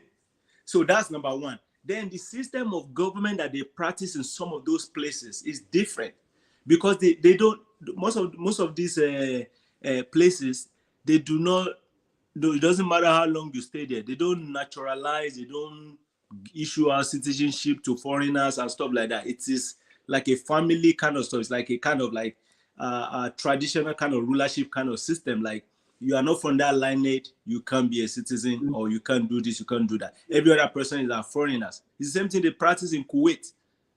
You can't gain citizenship by going to that place. You can only be, they can only give you temporary resident or work permit or whatever. You can't be a citizen, you can't rule, you can't gain political office and stuff like that, right? So because of that, their population is minimal, is small compared to the resources that they have.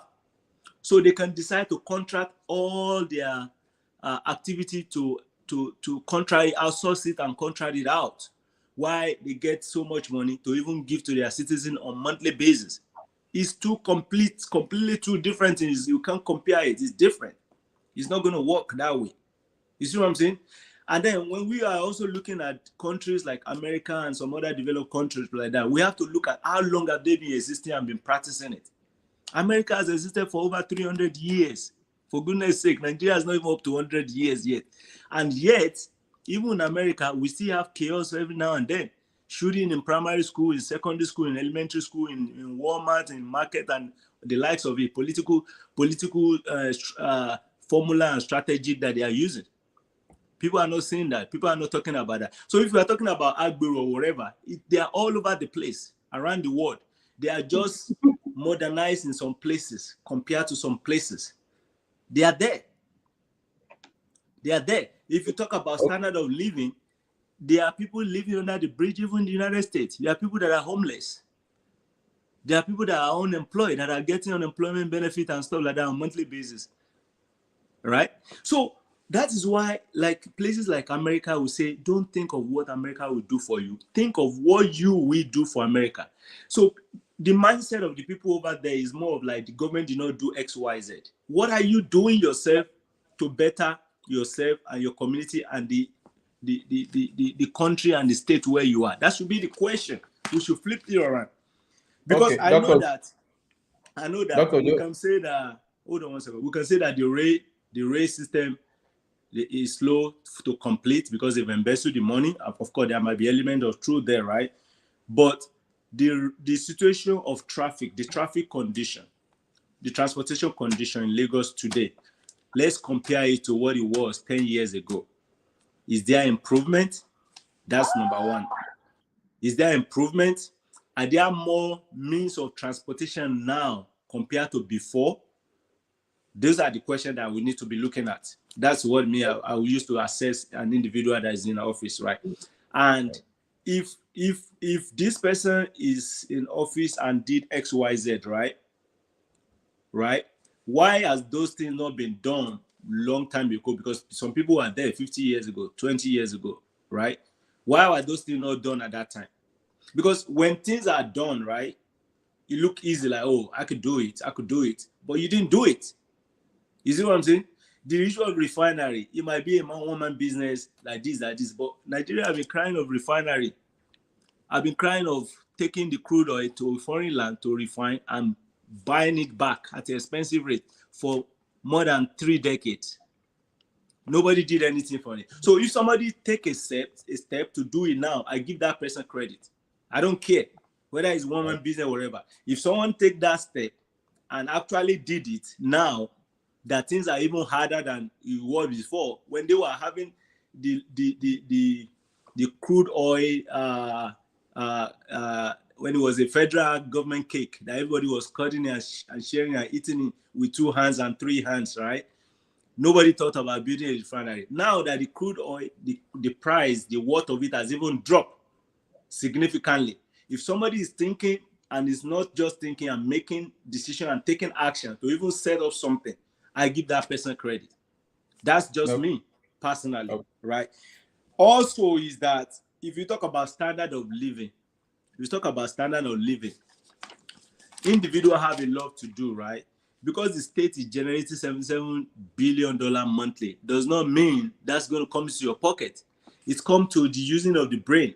If they are making 77 billion monthly, my brain should be telling me that how do I get, if it's 0.001% of that? And everywhere on earth, when you have value to deliver, they will always pay you for that value. You see what I'm saying?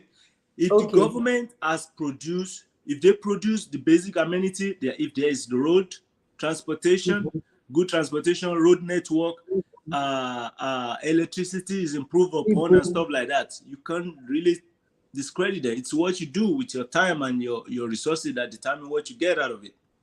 Okay, sir, please, this is actually where I want to go to. These basic amenities aren't provided, and we see a situation whereby the hard-working people are the people suffering. It's just because you are not here. I've met hard-working people. I told you the other day of a seamstress I know here. She said it's like if she wants to be good, she just has to grow a wire and become a prostitute. The other day I was at a supermarket. A guy was telling me that I don't just want to use all my mouth to talk. He said if you can be bad, there is nothing. If you can be bad now, you are going to enjoy with what is coming now with the person. And I said, what of those that can't be bad? So there is a system encouraging laziness. You find out that it's even the people that are not doing the right thing, that are not adding values. When you see people that have values, they don't have light. The other day I was at a place, she wanted to recharge her light. Do you know that even for you to recharge your light, most times they will deduct your money, they will not give you the light. This is what we see now and then. She was there, she's a seamstress, she wants to recharge her light, she couldn't recharge, and they will deduct your money. There is nobody fighting for you. They could take that your money for days, and some persons, that is the last money they have. For weeks, they will not recharge your light for you. So maybe in the next 2 weeks, they now recharge the light, and you have a delivery to make. There are no good road networks, sir, as in major places. So that when you have a system that is not really encouraging hard work, but the system is encouraging looting, laziness, that if you can just be bad, no. Okay, I will react to Dr. Ojo, but I want Uzo to go on first. Please react to Dr. Ojo's comments. Uzo, over to you. What's your take on all the areas that Dr. Ojo just mentioned? Uzo, are you there? He's muted. Uzo, you are muted. We can't hear you. Okay. With that being said, let me quickly, before Mr. Femi, before we move to the next part. You're muted now. Can you hear me? Uzo. Yes. Okay. What's your reaction? Okay. Now let me try and be neutral as much as possible. And now I want to. Why not trying to defend the government in Lagos per se? But I just want to be fair to them. Let's be fair to them. While it's true that they generate what indeed they generate in terms of revenue and all that, let us also note that there is a pressure of population in Lagos that is uncommon to most other places. Because if you are doing a comparison, okay, you will look at say take Delta, take states around them. Lagos is having like 20M, while the next state that has even larger land mass is having 5 million. You agree with me that you will need to do more to take care of that 20 million people than that 5M. You know what happened? You know, when we say infrastructure, for instance, you need roads, you need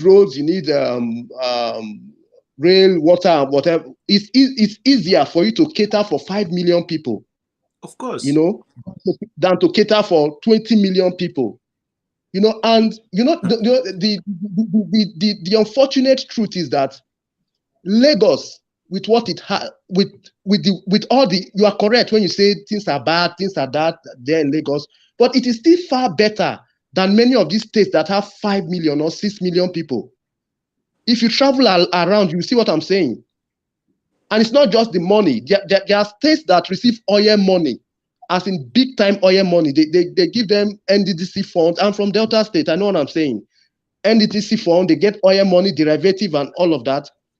The truth is that there are some infrastructure, there are some things you will never see in your life until you travel to Lagos. Is that bad? Now, okay, that's true.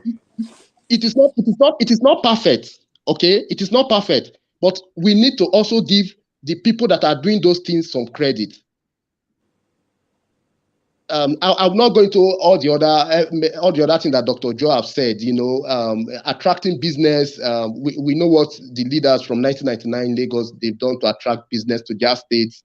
I wish some other states took those initiatives also, so that they can attract businesses to their people, whether they are private or not. At least one thing private business does is it brings employment, which is something we are looking forward to.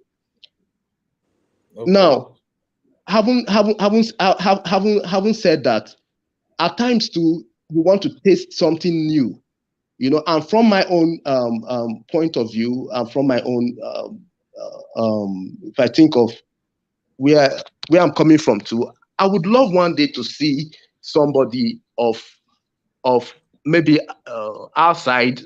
Let me not say somebody that is not say a native Lagosian become governor in Lagos. I would love to see that happen one day.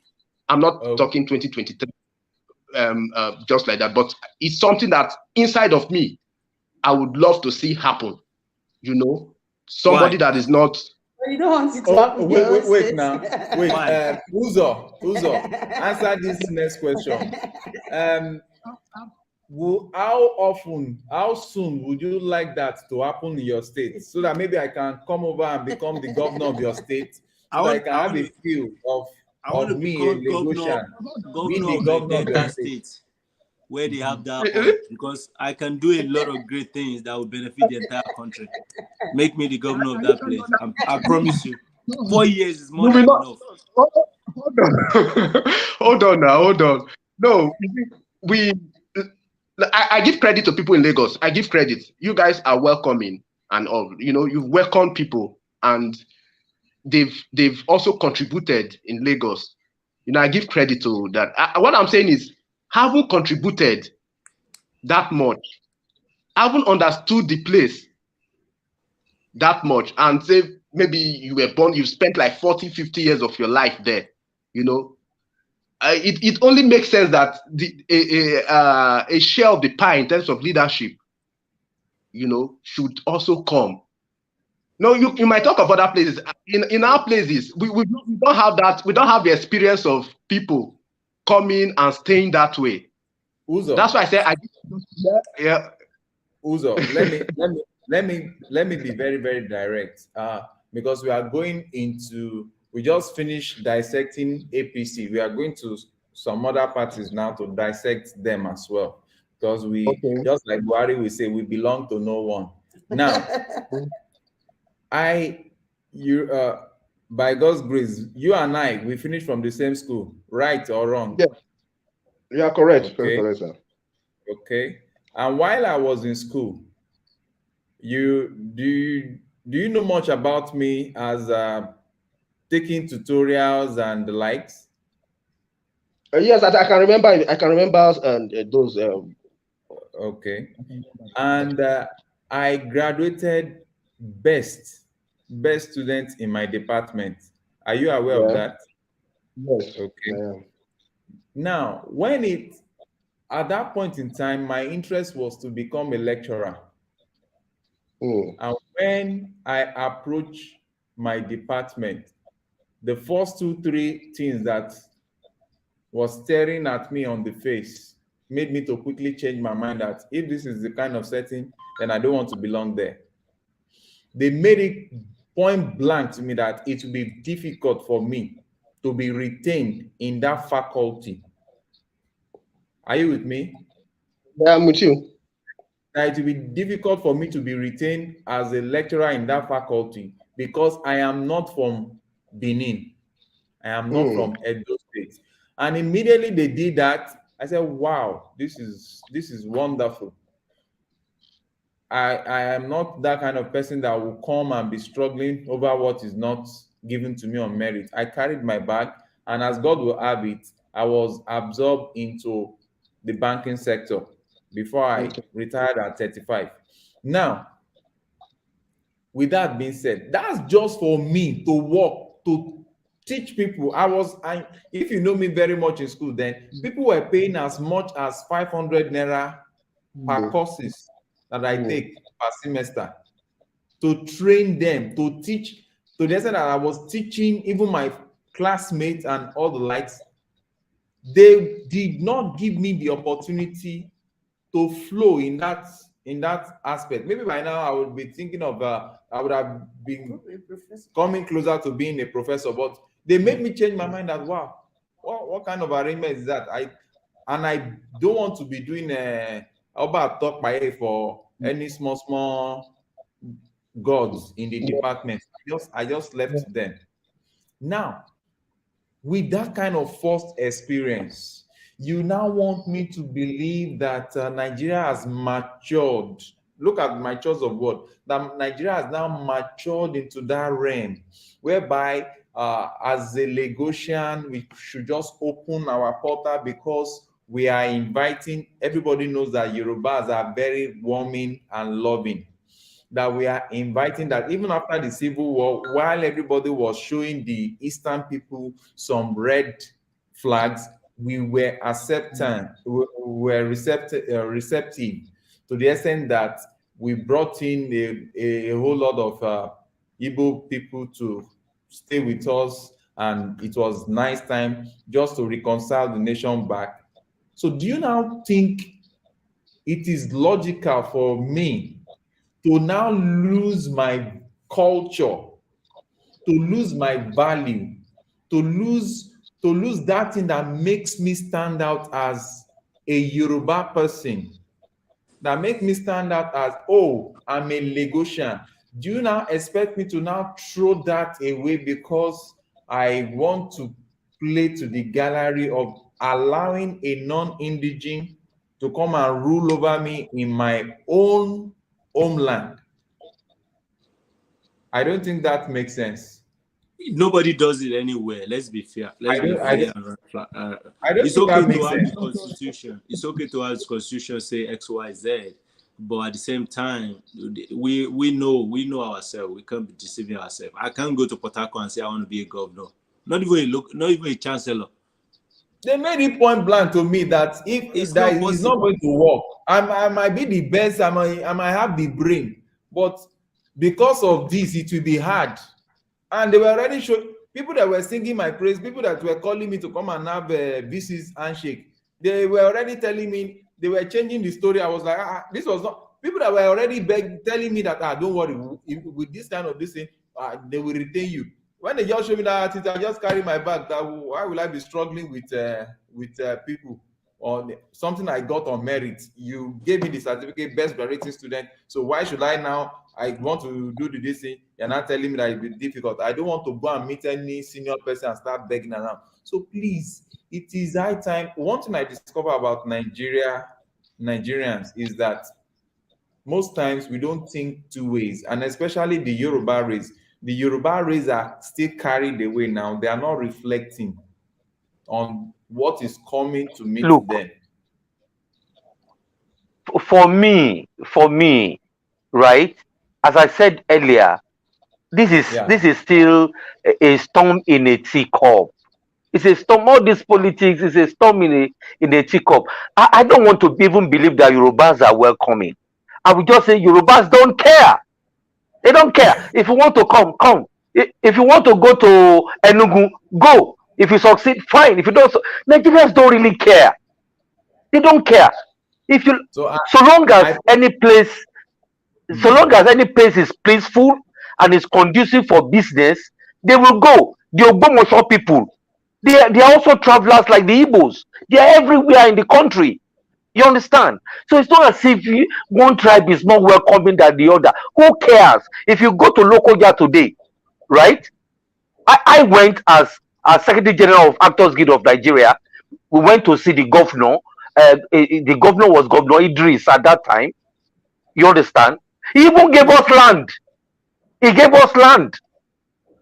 Every one of us that went. So it is not a question of welcome. One tribe is more welcoming than the other. It's where they find conducive to do business. That's where people will stay. And Lagos State is chopping tax from their sweat. Are they not? Is it not the wealth of these non-indigenes that Lagos State are collecting tax from? Non-indigenes can't be governor without the Yorubas backing. I've said it before. The Yorubas are the majority in the state. So it is no brainer that one non-indigene from somewhere will just walk into Lagos and be governor. It's not possible. We are just romanticizing the issue. It's an impossibility. Mr. Femi, Mr. Femi sir. Durojaye, but let me quickly chip in this. Sorry, Dr. Ojo. See, you just said something that the Yorubas, they don't care. And the other meaning for that is they are nonchalant.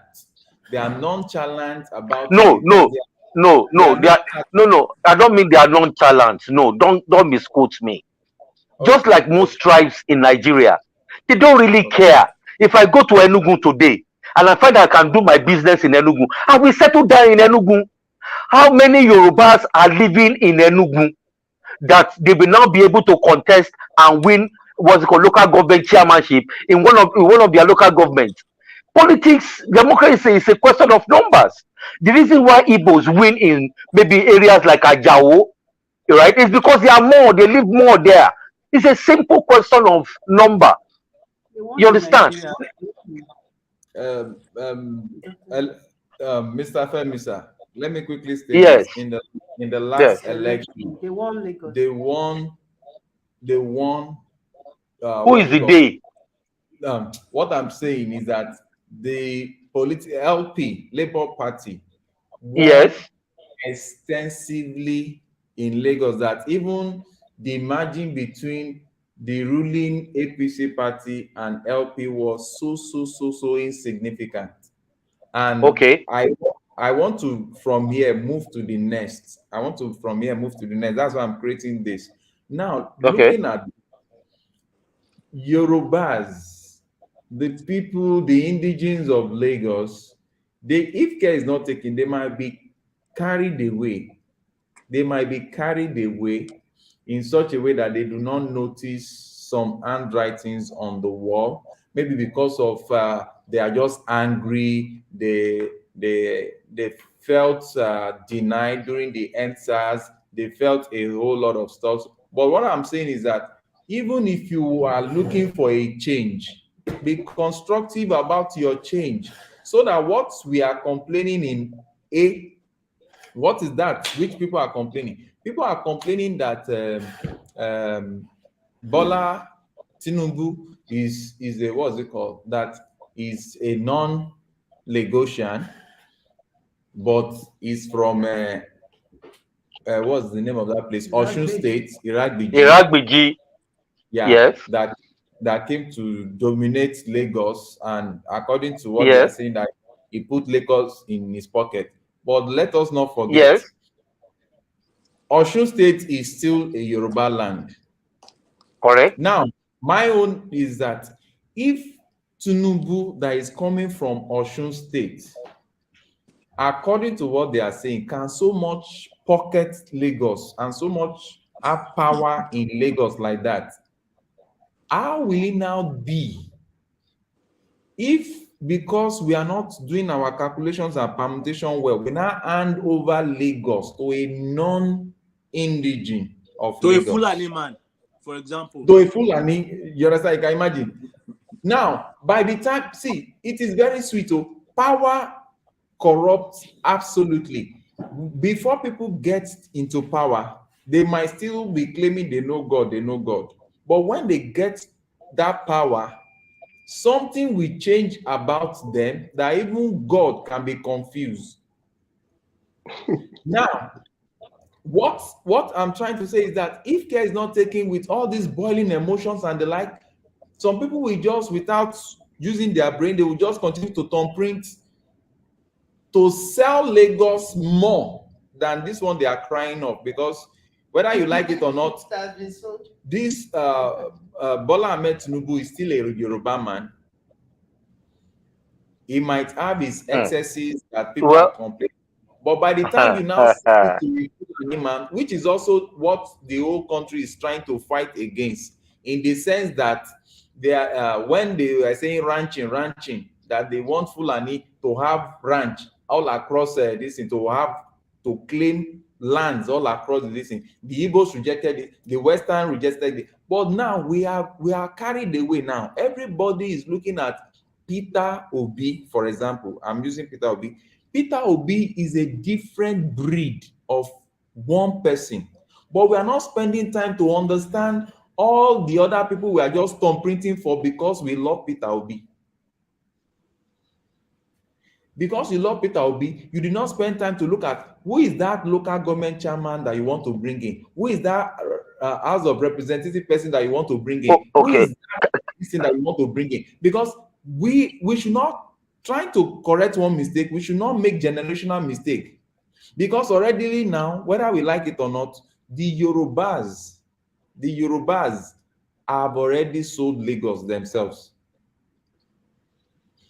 They are not. I don't agree. I don't agree that Yorubas have sold Lagos. Let me explain myself. You will agree now. Majority of the Yorubas, where are they living? Even the island that everybody is bragging, where are they living? Go and check the real owners of the skyscrapers, of those big fine buildings in Lagos, on mainland, on island, Lekki that is developing. Majority of them are the Igbo guys. Not true. Not true. We cannot sit down. We cannot sit down and say that those who bought up Lekki, those who bought up Lagos Island are Igbos. We cannot do that, except we go to the Ministry of Lands and check the owners. You understand? Yes, we don't have that statistics, and therefore we cannot make that interpolation. Okay, I correct that, but let me now explain this. I am a Yoruba person, and I learned a lot from the Igbos. I worked with the Igbos. I was part of those that set up RADA, Refrigeration and Freezer Dealers Association in Lawansi. The Igbos are diligent at what they are doing. What are the Yoruba boys doing? What are the Yoruba boys doing? They are busy. Majority of our Yoruba boys, they are busy. They are busy learning how to spend money without learning how to make money. We do more. And whose fault is that? Money. No, I'm explaining something. Kindly listen, sir. We spend money on money on musicians and the likes, but these guys, they are coming from the village. They are diligent at their work. They are reinvesting their little capital. They set them up while we are still, maybe some of us that are serious, we are going to school to study, but these guys are already making millions in their 20s. Now, you are still bragging that you are the owner of Lagos. You are the owner of Lagos, whereas majority of the Yorubas, they are moving from Surulere. The Surulere of 10, 15, 20 years ago is not the Surulere of today. They are now moving to Iyano something, Iyano Paja, Iyano Sashi, They are moving. They are moving backward. Whereas these people that you are busy, that the Yorubas are busy talking down on, looking down at, as if one thing or the other, as if it's do or die.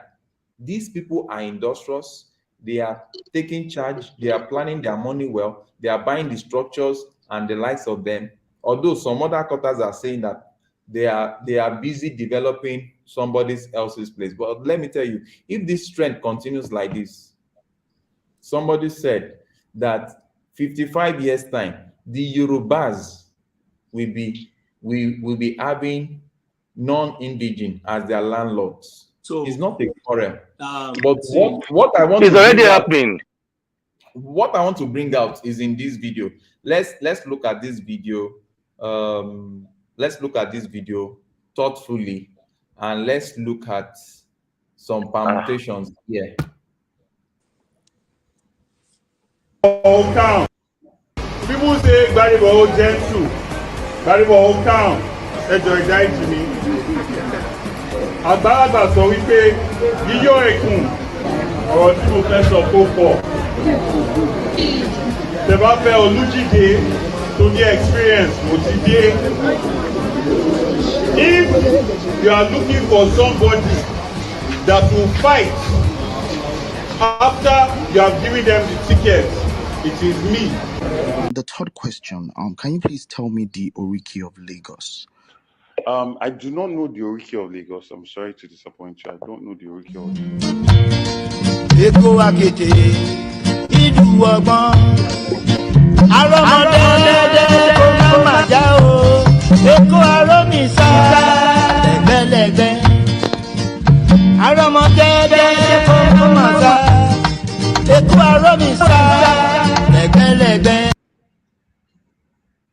Now, those two videos I just played for you, see, they are not to create any challenge, but somebody that wants to be the governor of Lagos State cannot even communicate in the language of that state.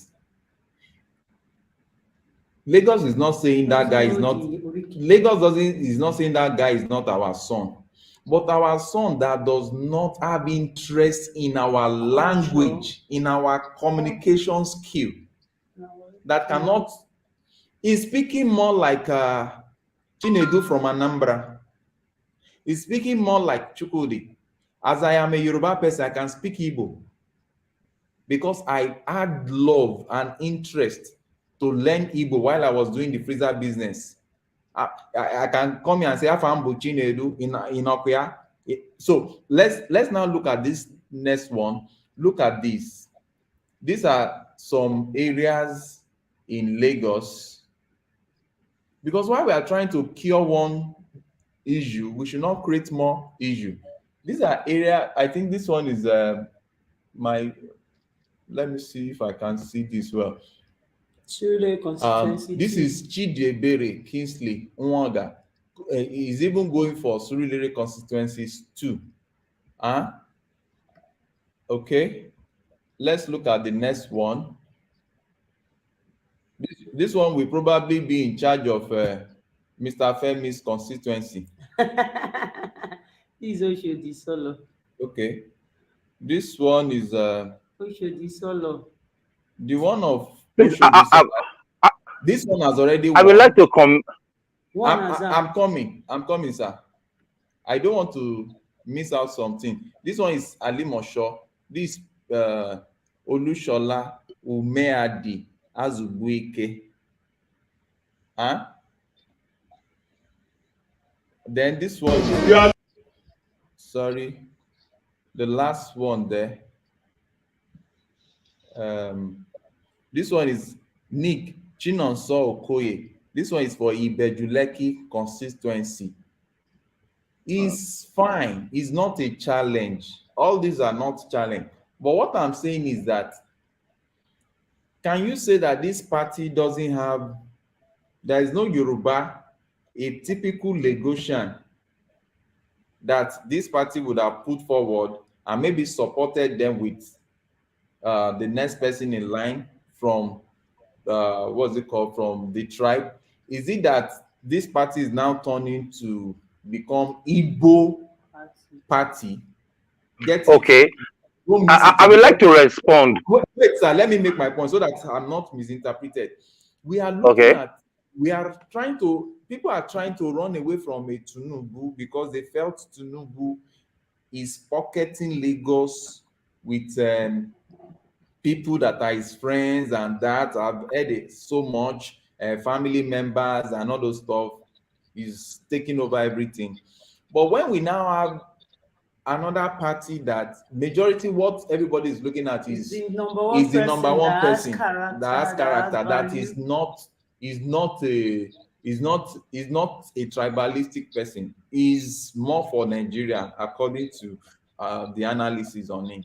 But when you're now beginning to see a trend that is like the whole of Lagos is actually becoming a no man's land, that Chinedu, Ifeanyi, Chinonso, and the stuff, they are the ones in charge of the local government, different constituency and the likes of them. Does it not strike a chord that we should press a button here and ask ourselves, don't let us make the mistake of moving from fry pan to fire. Okay, I like to respond. Where we are putting our ends and the likes. Sir, because I wouldn't want to show this video again. You will respond after this. I want you to follow through. You now see.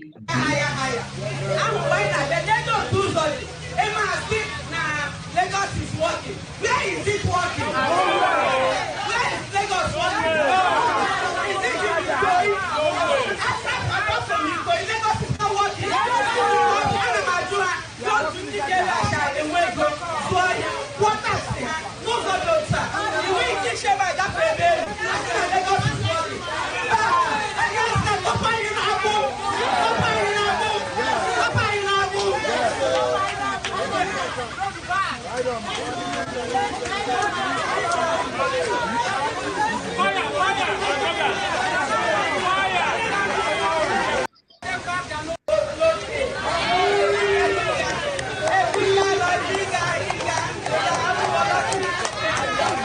Okay, now this last part Yeah. is just summarize my view. Like, it's good that the mother is passionate about her son coming into presidency and the likes, but Presidency.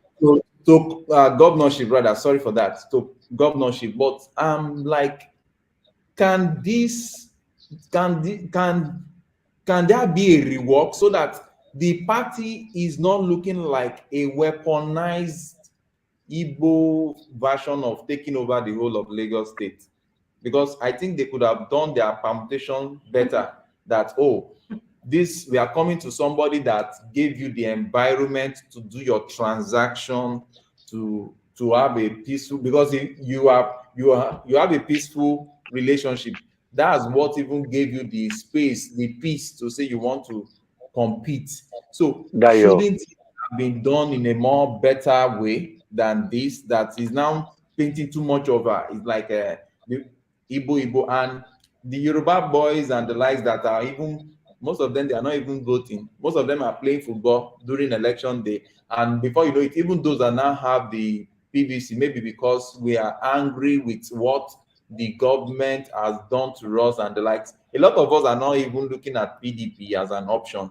A lot of us are like, oh, Labour Party. But if you just press the play button and now look at what formation is this one? Is it 9-11 or this thing? So I want you to answer to this. How can this be done better? Because once power is transferred, it will be hard for it to be retrieved if the formation is not right. Okay, can I say something? You see, let us be honest with each other. The Bible says, let's tell each other the truth. The truth of the Labour Party is that Labour Party was not a party. Nobody was interested in Labour Party. Nobody was going to Labour Party. Nobody. There are several parties. Labour was the last thing anybody thought of. All these people that you are calling Chinedu and all that, they just by chance just took it. They just took the nomination form. There are other parties in Lagos. So many other parties, you understand, that Yoruba people also took form. But fate made it that the obedient movement, which is not a Labour Party movement, identified with the presidential candidate of the Labour Party. And therefore, because our people are not so literate, once they know the banner, the logo of the party of the presidential candidate of their choice, they just press everything they want. They just press the logo. You understand? So it made those Igbo candidates to be fortunate. If, for example,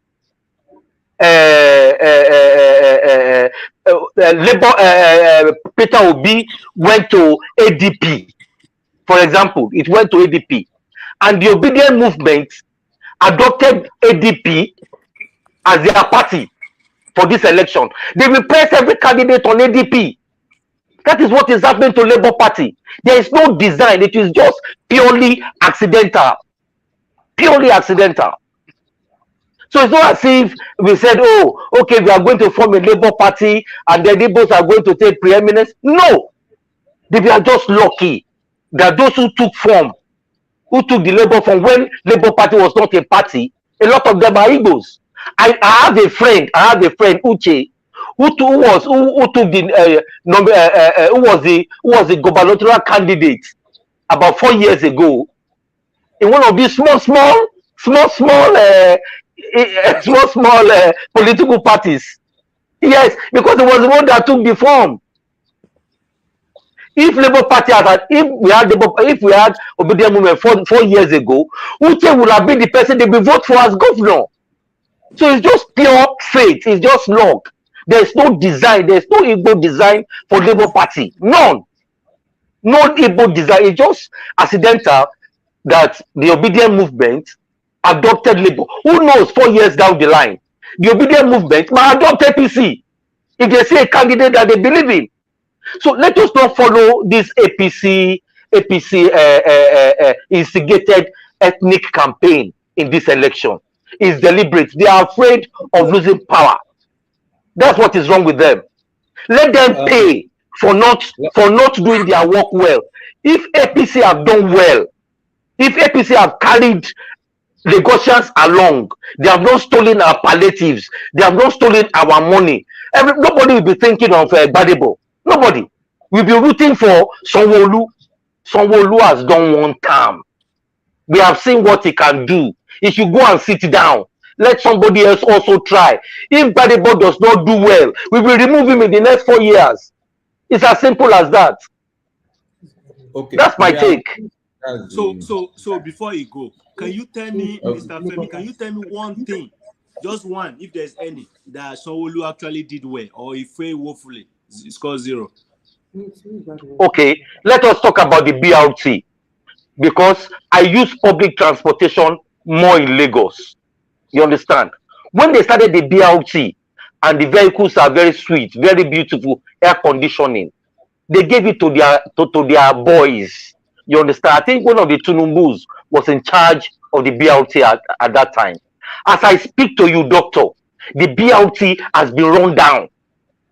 You will enter a BRT bus. You will pray to get your destination because the bus can catch fire. I am talking about what I know. No, I live in Lagos. I live in Ikorodu. But you didn't answer my question. What is one thing that Sanwo-Olu, if there's one or two that he did well? Or I have just told you what they started and they didn't do well, which is the BRT. BRT transportation, mass transport in Lagos. It's a fiasco. The BRT system is the most unreliable public transport system in Lagos as I speak. That is the Lagos we live in. Okay, so you understand? So okay, I get that. So, but what I want us to focus on, this is an educative platform, is this, right? The leadership of a place, either of a house or of a organization, of a state, of a country, is a reflection of the people of that place. Okay, I want to take you up. If the people's mindset, mindset have not been changed, if they have not been oriented properly, you cannot get any magic. Gbadebo could even do worse. That's where. Okay, thank you for what you have just pointed out. Now it has happened that the people's side has been reworked. They are saying they don't want a speaker of APC using 20 billion naira every month to maintain his house. They are saying no to corruption, and you are saying that we should not have right to change our minds and say that we don't want this kind of leadership again. Oh yes, we have right, doctor. We live in this state. We are saying that our eyes are open. The APC have been a colossal failure. We want a change of leadership, a change of power in Alausa. 4 years is just 4 years. 24 months times 4 months. What is the big deal about that? So what's no big deal. What's the guarantee that the next speaker will cut down his expenses to 10 million, or will increase it to 30 million? Okay, now the philosophy of the obedient movement. Are you hearing me, sir? Mm-hmm. The philosophy of the obedient movement is that we want probity in government, as represented by the person we adopted as our presidential candidate, Peter Obi, who has demonstrated the same virtues in office. If after election, the people that Labour Party, that the obedient movement put in power, they did not perform, we will remove them. It's as simple as that. We will remove. Are we not the one that are removing APC now? I mean, the all-powerful APC that have been in power for 24 years. It just takes obedient movement to remove them. So, before you remove them, the damage they will have caused? What about that? What damage? You know what I'm saying? In 24 years, and what is the damage that APC has done? 24 years they were in power. What did they do with the power? Okay. I got that. I understand that. But what about the damage Okay. that PDP did in their own time? We are Okay. need to Now forget that. let's talk about. And what about the damage that even the PDP and other political parties are doing now to discredit the APC government because of the hatred? Because regardless of what anybody says, because I am a neutral person now, right? Regardless of what everybody says, right? I can see area that the present government should be giving credit. Tell me. Things that should have been done in the time of the PDP that was never done, even when Obasanjo was there.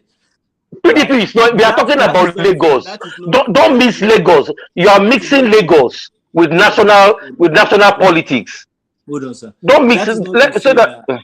Yes. That is not to say that the other political office, when they were there, they didn't do anything as well, right? But we are looking at what they're supposed to have done compared to what they did. That's kind of how I'm assessing it. Now, when we talk about Lagos, right? We can say anything about Lagos, right? We've been talking about this for now, right? We can say whatever we want to say, that how bad this government is, how they are not doing well and stuff like that. But we should also look at where Lagos was 10 years ago, 20 years ago, and where it is right now.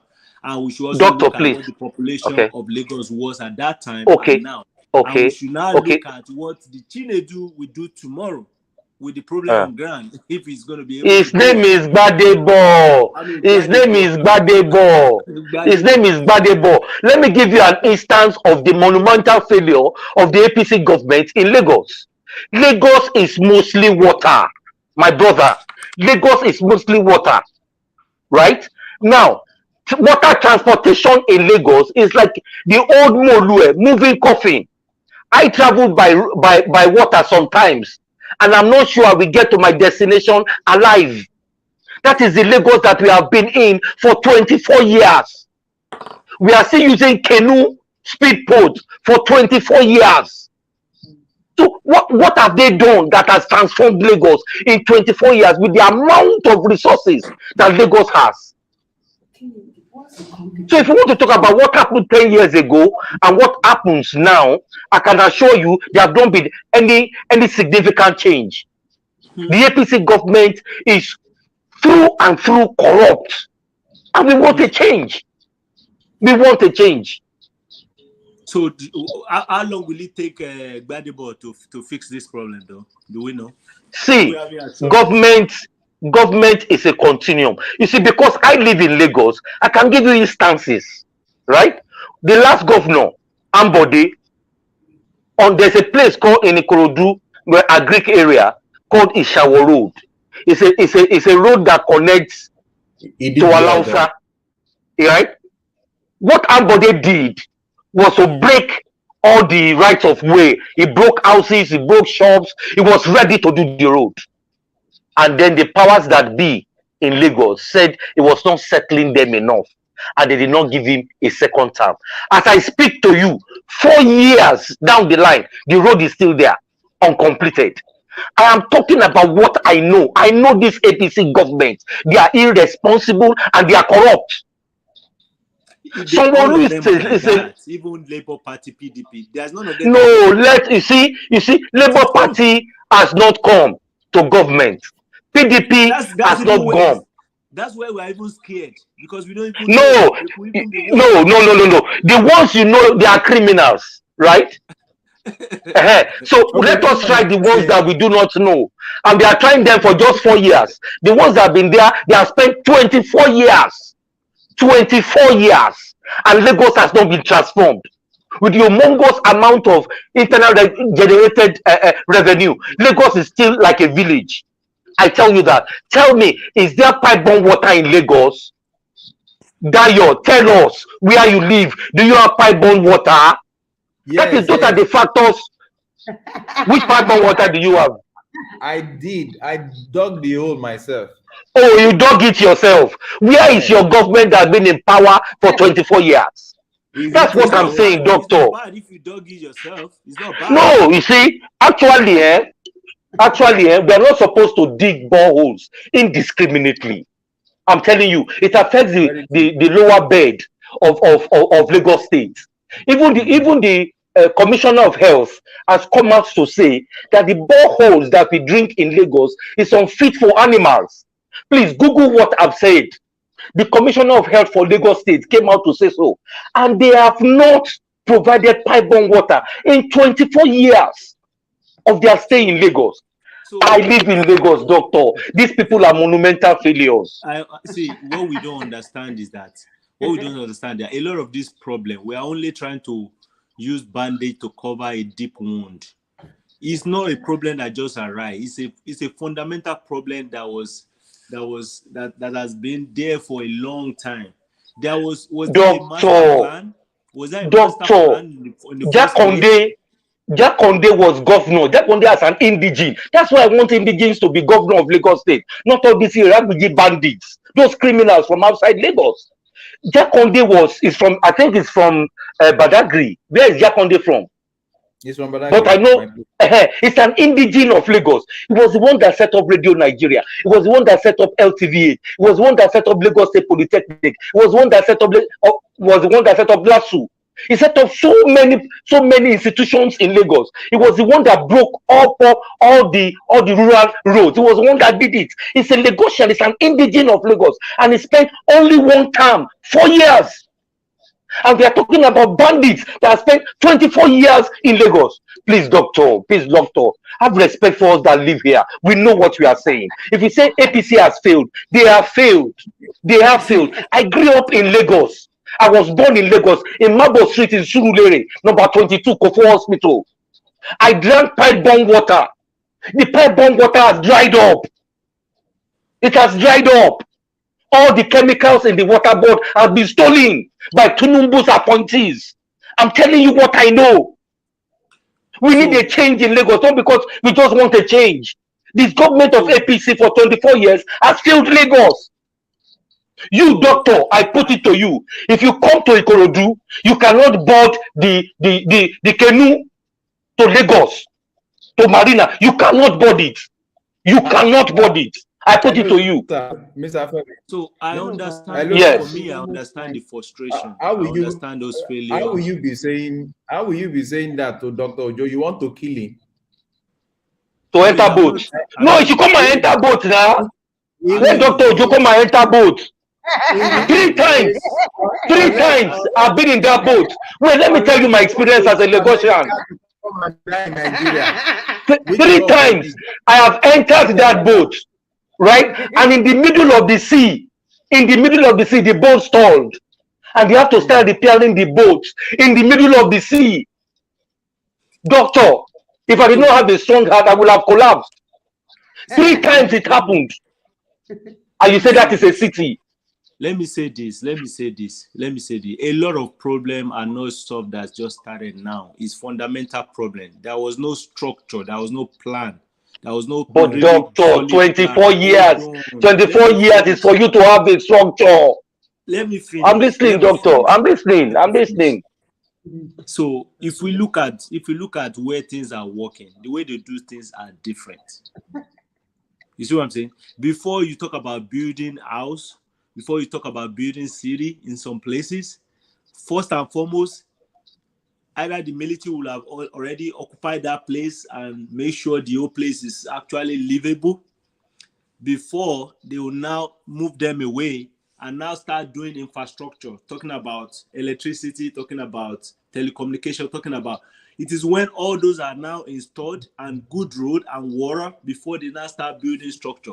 Nigeria is not, they've never had any of those mentality from ever before, from the beginning. So the problem is fundamental. We didn't get it right before. Everybody just wake up and do their own thing. I go into the bush and start building first before I even talk about what light, what water, what every other thing. So that's the culture. You see what I'm saying? So we can't blame that on one person or on another. We as a people, we didn't get it right from very, very get-go, from the ancient time. No, doctor. Two is that changing the people, changing political party is not a solution to Nigerian problem. Write it down. We can all write it down today. Creating a system that will hold them accountable, regardless of what position, political party, regardless of where they come from, regardless of all of those. if there's a system that can hold them accountable, that's a solution to Nigeria's problem. Doctor, We haven't figured it out. We have structures, and political parties does make a difference. When Obasanjo came in 1999 under the party of PDP, he reorganized Nigeria. This telephony we are doing, this GSM technology we are doing, if not for Obasanjo, the military regime have said that telephone is a preserve of the rich. So political parties have power to make changes, and Obasanjo made changes. Obasanjo was the one that set up EFCC. He was the one that set up ICPC. He was the one that gave us GSM. He was the one that reorganized the military, that they could not plan coup even up to till this time. People in political offices can actually make a change if they are above corruption, if they have the interests of people at heart. That is why Peter Obi caught the imagination of the youth, because as governor, he behaved like Obasanjo. You understand? That is why the youth in the obedient movement are rooting for him, because as governor he performed. Look at Lagos. They are saying they must have done one small thing or the other. I use the public facilities in Lagos. Doctor, when you come back to Lagos, go to any of the hospitals in Lagos and go and look for medical attention. You will understand firsthand why I said 24 years in power has produced nothing for the indigenous, for the Gaussian. But we have people in Nigeria that are individual that can build a functioning hospital and even no. See, let's concentrate on governance and let's concentrate on Lagos. You understand? Because we are talking about the party that has been in power for 24 unbroken years. They have all the time to have master plan, to follow the master plan that's already in place in Lagos. They have all the time. They didn't do it. And we cannot say we can't try another political party because we don't know who they are. The ones that we knew for 24 years, what did they do? What did they do? That's my point. If we do not change the political power in Lagos and the people be removing them, whether if they perform, we keep them. If they do not perform, we remove them. If we don't develop that culture from now, there will not be development in Lagos. That is my take. But performance differ, right? Because you are giving credit to Obasanjo for bringing telecommunication. I don't give him credit for that. That's the least thing anybody can do. Oh, you said the least thing anybody can do. But since 1960, we didn't have it. Since 1960, we didn't have it. It took Obasanjo in 1999 or 2000, yeah, 2000 or thereabout to have it. Able to have this communication. Mr. Drojaye, I love what Dr. Joe just said now. So the oil refinery in Lekki, that's the least thing anybody can do. Because telecommunication, we wouldn't have been able wait. Even the refinery at Lekki, they are taking crude oil. Crude oil is not of Lagos State. It's a federal resource. They are the ones that gave the license. What has Lagos State got to do with that? They are the one that gave them their land to use. So no, please. That is wrong. The oil license for that place belongs to the federal government. Yeah, but yes. Whose land are they using? For God's sake, Oloibiri is in River State. Is it not River's land? Where they are taking oil in Edo State, is it not Edo land? Please, these are normal things. Dr. Ojo, is the why didn't Obasanjo do that though? Why do didn't what? Jonathan do that? Do what? The refinery. The oil is found at the time it is found. People now today there's oil in Bauchi, 2 other states in the north. They have found oil because they keep drilling. We've had oil before. We've had oil since Nigeria existed. We've had oil. No. We don't know where. We only know some places where oil can easily be found. Who has gone to Bauchi to look for oil until what's his name? Buhari came to say, okay, let's continue looking in the Chad basin. Maybe we will find oil. It's a continuous process. It was not because since we had oil in the eastern states for how many centuries now? Why have they not talk about building refinery there? That's what I'm saying. Refinery building, right, is the preserve at that time of the government, and they built refineries anyway, but they all collapsed. They all collapsed, Okay. and they are still losing billions on those collapsed refineries, even as I speak. So what are we saying? So the problem. That's what I'm saying. We end up agreeing on what I'm saying, right? The problem. Yes. The problem is the people themselves. No, doctor. We are complex. No, doctor. We have if Obi is declared president, Obi as a prudent manager of resources will not allow those refineries to be gathering costs to the federal government. He will care. I don't agree with you. Why Let's put him there. Why is Obi's investment not in Nigeria? 90% of his investment is outside Nigeria. So I can't trust him because he has Obi. How can you say you can't trust him? My business is on YouTube. He has not been tested to the level that I can trust him. My YouTube channel is not a Nigerian channel. YouTube is an American app, and I'm making my money from YouTube. I make thousands of dollars from YouTube. So what are you saying? Am I not to be trusted? Dr. Joe, let me quickly state this. Central too, they are making money from YouTube. Because anybody can set up business anywhere he or she likes. Right. And another thing is that the business that this guy is running, it simply shows to me, the way I analyze it, if majority of his business is even out of Nigeria, it even shows the kind of person he is, that is someone of process, because having your business outside Nigeria, you will have to follow due process. Due process, thank you. Are playing games here and there and the likes. Yeah. Now, where did he get the money though? Where did he get the money though? Is it not money not for Nigeria? You have to Google how Peter Obi made money. He has been doing business from the time he was in university. Google it. You will know why. You will know why the obedient movement is very strong. Google it. Peter Obi is a known commodity. Wouldn't Atiku also talk about it, that he has been doing business for ages? Which Atiku? Atiku was a government person. He was in customs. He was in police. He was in all that. These are government people. These are government people. He's doing business. He's making his money. The business that he now does was given to him. He got a license to do some inspection in the ports from the government. Which one did the government give Peter Obi? What's the assurance that the Obi will have people around him that will be as diligent as he is? The assurance.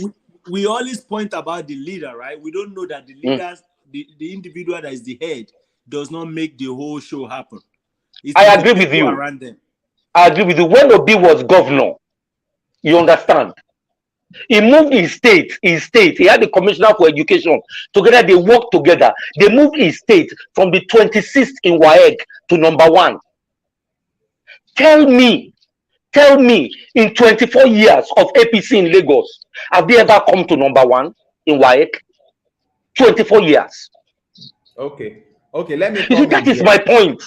That's not the fault of the government, though. That's the Dr. people. Ojo and Mr. Femi, please. What people? Do you know the investment that Peter Obi did in secondary schools? All the prefects in all the secondary schools, they had his telephone number.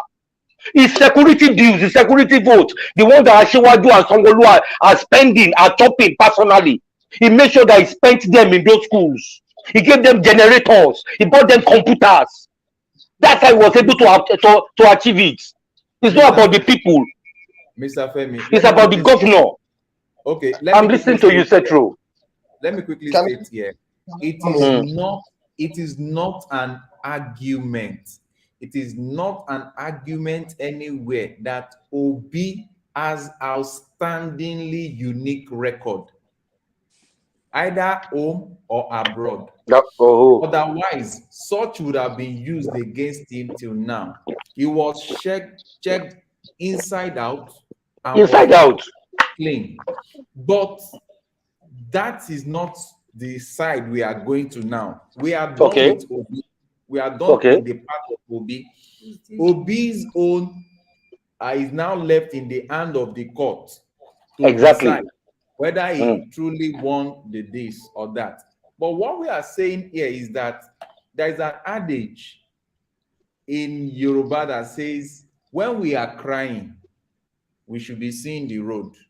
Correct. And that's where we are going to now. Okay. We have looked at, because we are picking each of these prominent parties to look at with respect to ruling Lagos. We have picked APC. I'm sure those that maybe just joined us to see when we're talking about APC, they will have thought, oh, these people are just shredding APC. No, we are not shredding anybody. We are looking inside out, all the parties. And by the time we enter into Peter Obi, into Labour Party, sorry, you can see that now, whenever Labour Party is mentioned, the only thing anybody remember is Peter Obi. And that might be a coloration to some other aspect that we just open up on this channel. So this channel is not actually marketing or demarketing anybody, but we want to see inside out so that we do not make mistakes. Now, I asked Uzo, this question is to you. All right, I'm here.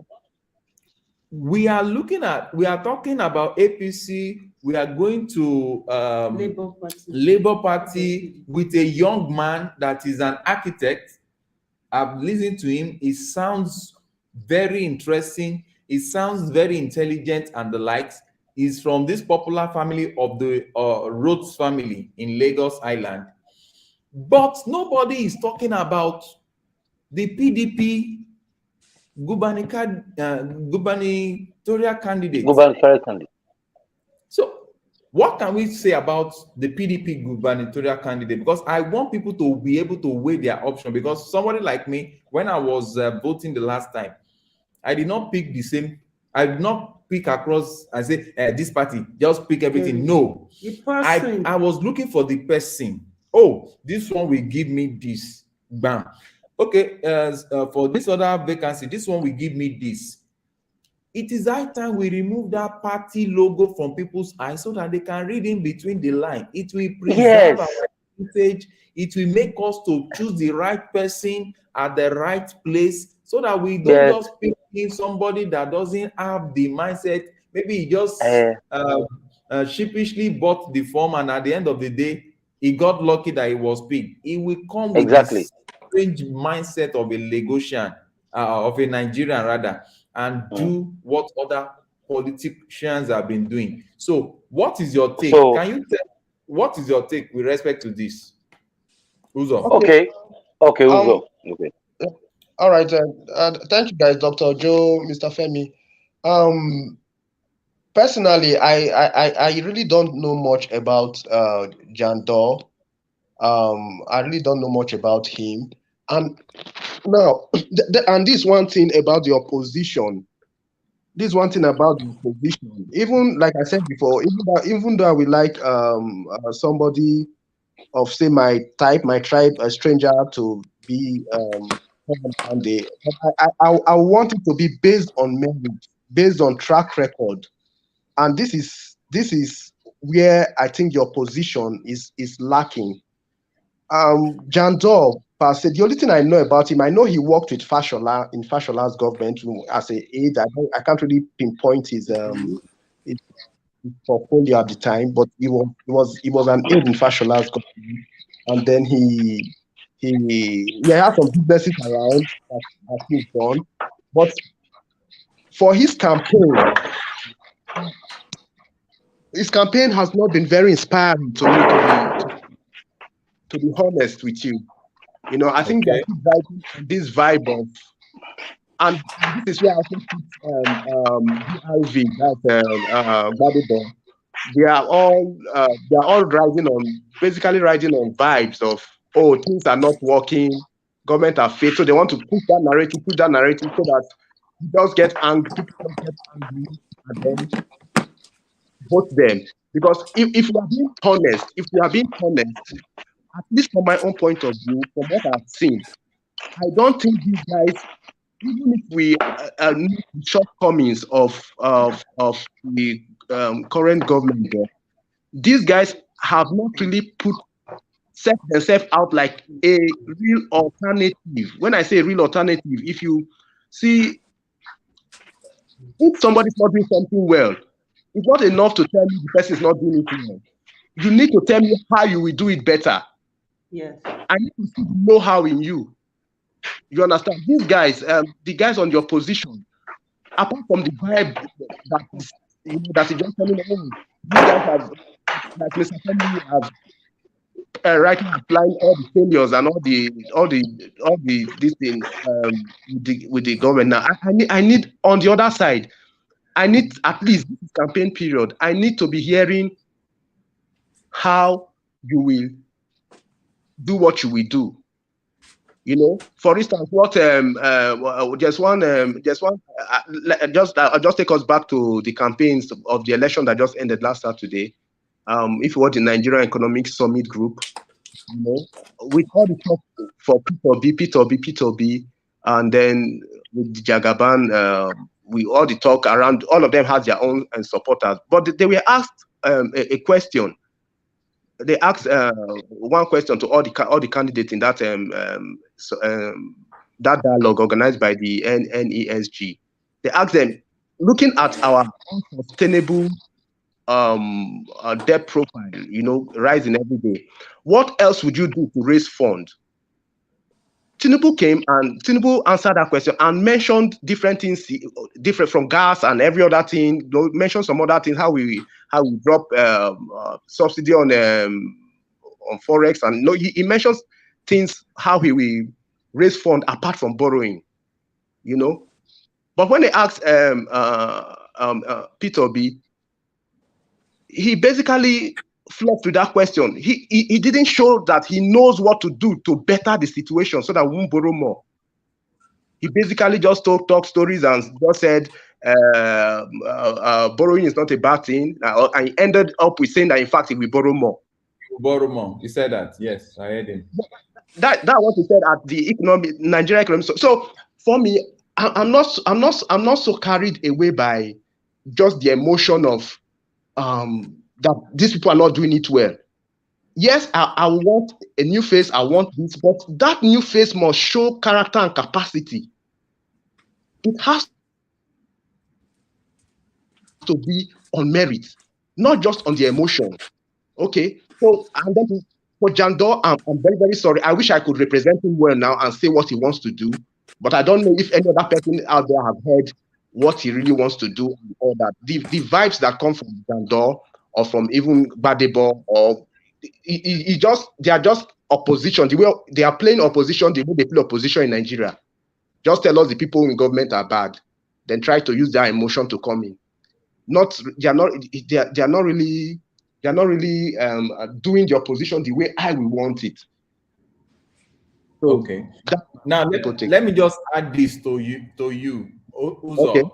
Someone is commenting here. Okay. Allow me. Is commenting here. Says Funke Akindele, the vibes of Jandor. As an individual, has a fantastic track record of great principles and hard work, consistently vibrant about youth empowerment and great support for women. So you can add that to your arsenal. Okay. Yeah. Funke comes with at least we've seen what she's done in the entertainment industry, and we see how she can. We see that if she has opportunity, and that is somebody that youths can relate to, probably their ticket brings something about. From that angle, we can see that we are sure that if Funke is there, we are going to have some people, some kind of face that gives young people or the people generally, you know. And I think Funke will be able to hold her principle, you know, knowing that she has a reputation. Just entertainment, being in the entertainment industry, she has a kind of reputation that she will want to uphold. You know, there's a face for her to save. I think that might work for them if they get the opportunity. Okay, but let me now ask you this. You know, all these parties, as you are mentioning them, I will mention the positive and the negative side that I'm seeing. Now, in PDP, the question I still continue to ask is that why is it that nobody is looking at their side at all? Is it that they are not looking at their side because of the sin of their forefathers when they were ruling Lagos? One. This is Now, yeah. now you have a Funke Akindele here that is known to be very, very productive and very multi-talented, hardworking. But there is also this clause that people are using to judge her, that before the election period, she had a broken marriage. And they were now saying that some people are saying that somebody that cannot coordinate her home, that she's not fit to lead a state. So in your own view, do you think we should judge her based on whatever challenges she's passing through in her personal home, her family, or we should look at what she can actually bring to the table? Because this is a lady that has a film. I think she has a film village, and she's developing youth a lot in numerous areas in the film industry. So, and we are also in a country where we know that vice president, vice governor, they are always rendered as useless as a paper. So can we also say that she can be able to add value to the government of Jandor? Okay, good. First, the last question. Yes, she can add value. And then the other question about her marital status, because she ran into a problem, that we should judge her based on that in terms of governance. Personally, I think we shouldn't. There are things that happen with people's relationship that are just beyond control. It has nothing. For instance, you are not going to say, because she had that mishap happened with her marriage, that what she has going for her in her entertainment firm. I'm sure in Nigeria, if you want to call people that has some of the most successful people in that industry in Nigeria, Funke, the film industry, Funke is there. So you're not going to say call her a failure in that aspect because she had a failure in marriage. So that is just an event. It's not her life. So I also want to take that governance. Okay. So Funke is a plus in her own right. It's a plus. I'm not saying she's better than all the other deputies. That's another conversation. But taking that single ticket, that is she and Jandor, is a plus. And if the party thinks she has the capacity to support a governor, why I don't have anything against it. Not especially not because she had challenges in her marriage. No. Then the first question you said, why are people not looking the side of PDP at this time? You will see that first you give credit to the obedient movement for that, because the obedient movement came in and took the place of opposition. Now, like I said, opposition is very important in a democracy.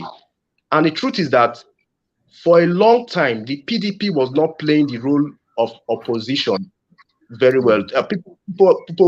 The truth is, people are frustrated with the system. People want better. Okay.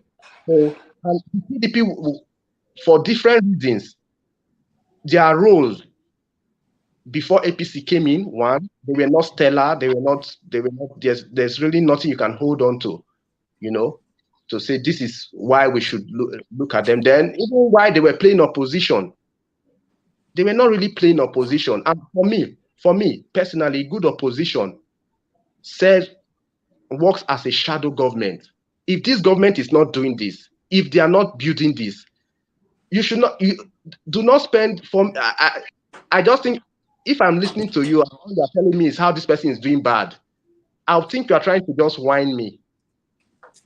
What I want to hear is, how would you do it better? And PDP was for a very long time they were doing that.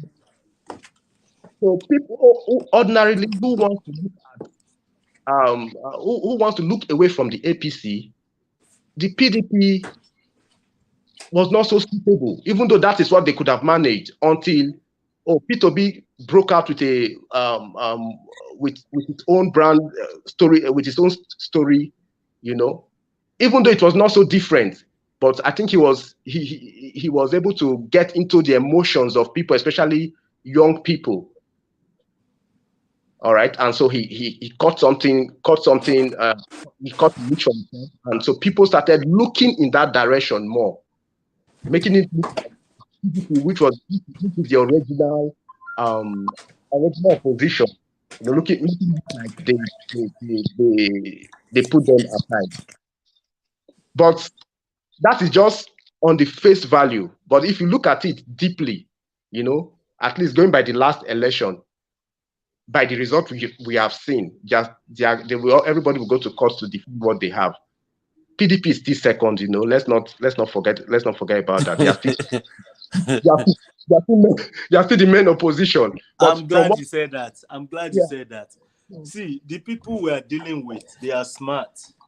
Even the scripture says that the children of men, they are wiser in their own generation.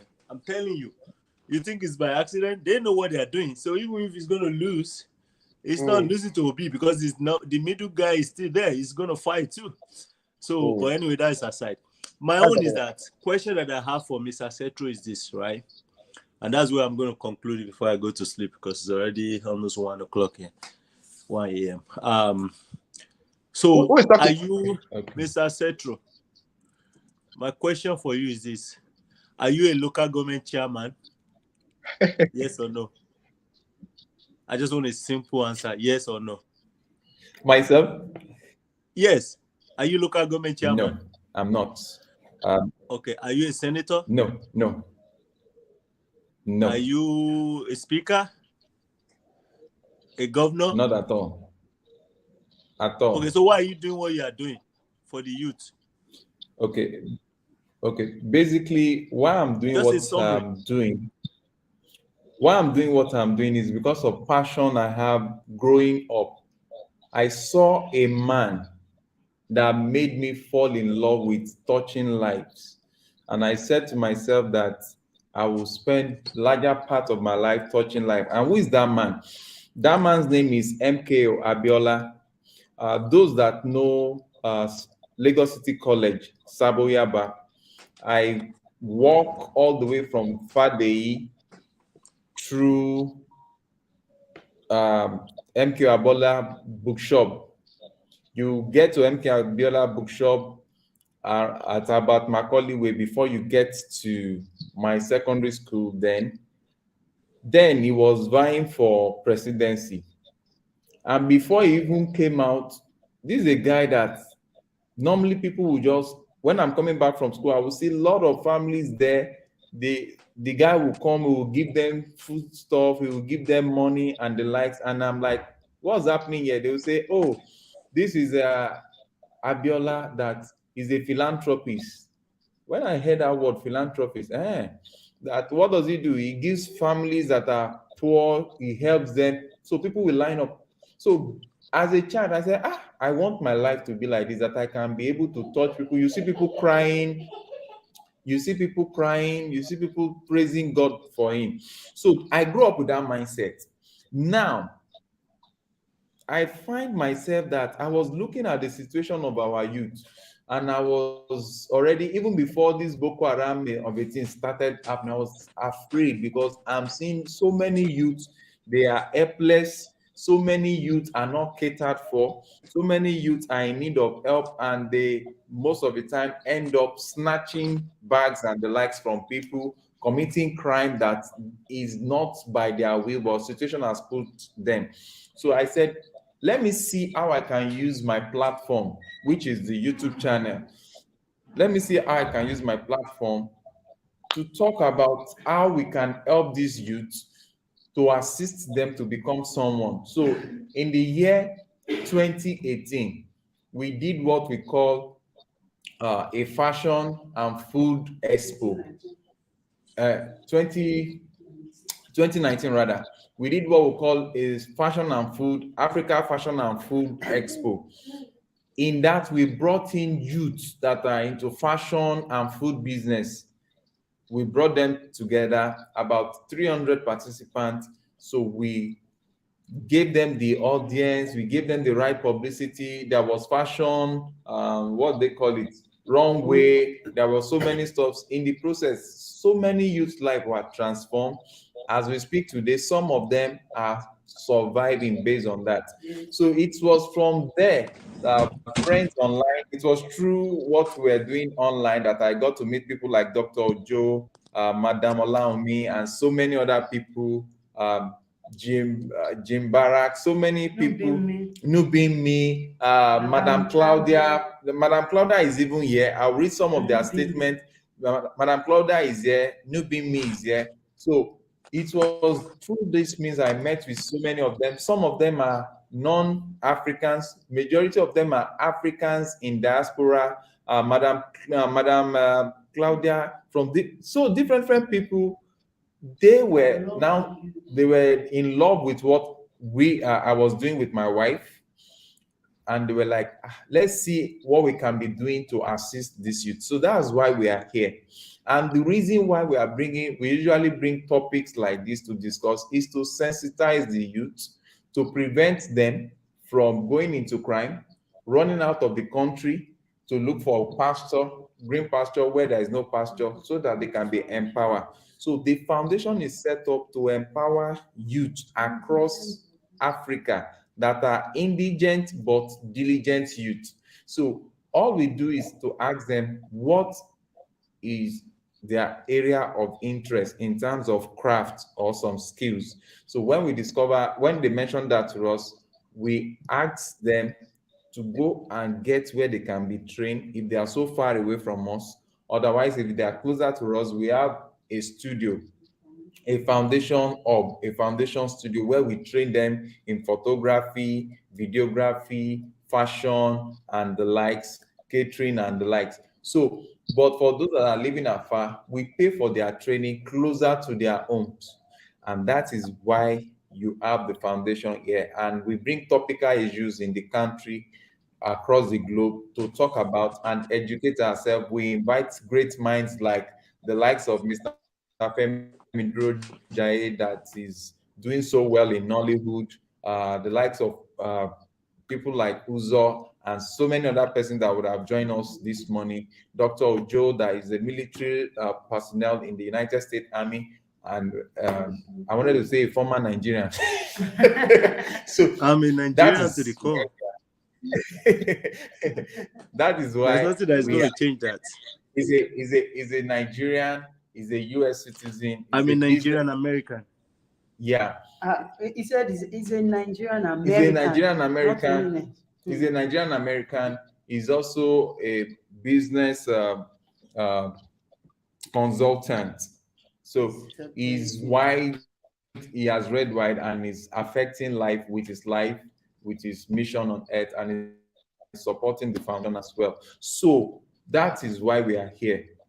And the reason why we brought about this topic is because the youth should not have half information to work by impulse.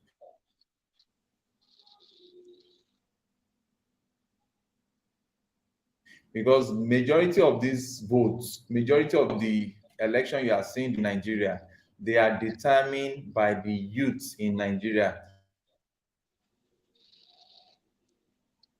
that are making their choices based on information available to them. And we do not want them to just work on half-baked information, because majority of them are just looking at Peter Obi. They are not looking at other people they are bringing to support the system. Because if you just look at Peter Obi and you do not look who you are voting for as the governor of your state, the councillor, the local government chairman, the representative, the same thing will be the story, because you will just put one man at the top and your government that you are trying to pursue is even an angel that is better than the one you are now bringing in. Because over the years, I sat down, I've looked at so many times we remove one government and we put another. Nigeria has not been the better. Why? Because the ones that are now coming, they even make more error, more issue than the one we were complaining of. Before we were complaining of PDP, now APC came in. But now look at what APC has done. They've made life very interesting for everybody, Abi, to the extent that the last time I saw Nigerian currency now in my pocket, it has been long. Without exaggeration, yes, it's over 2 weeks. You wouldn't believe what we encountered on Friday. Even we were almost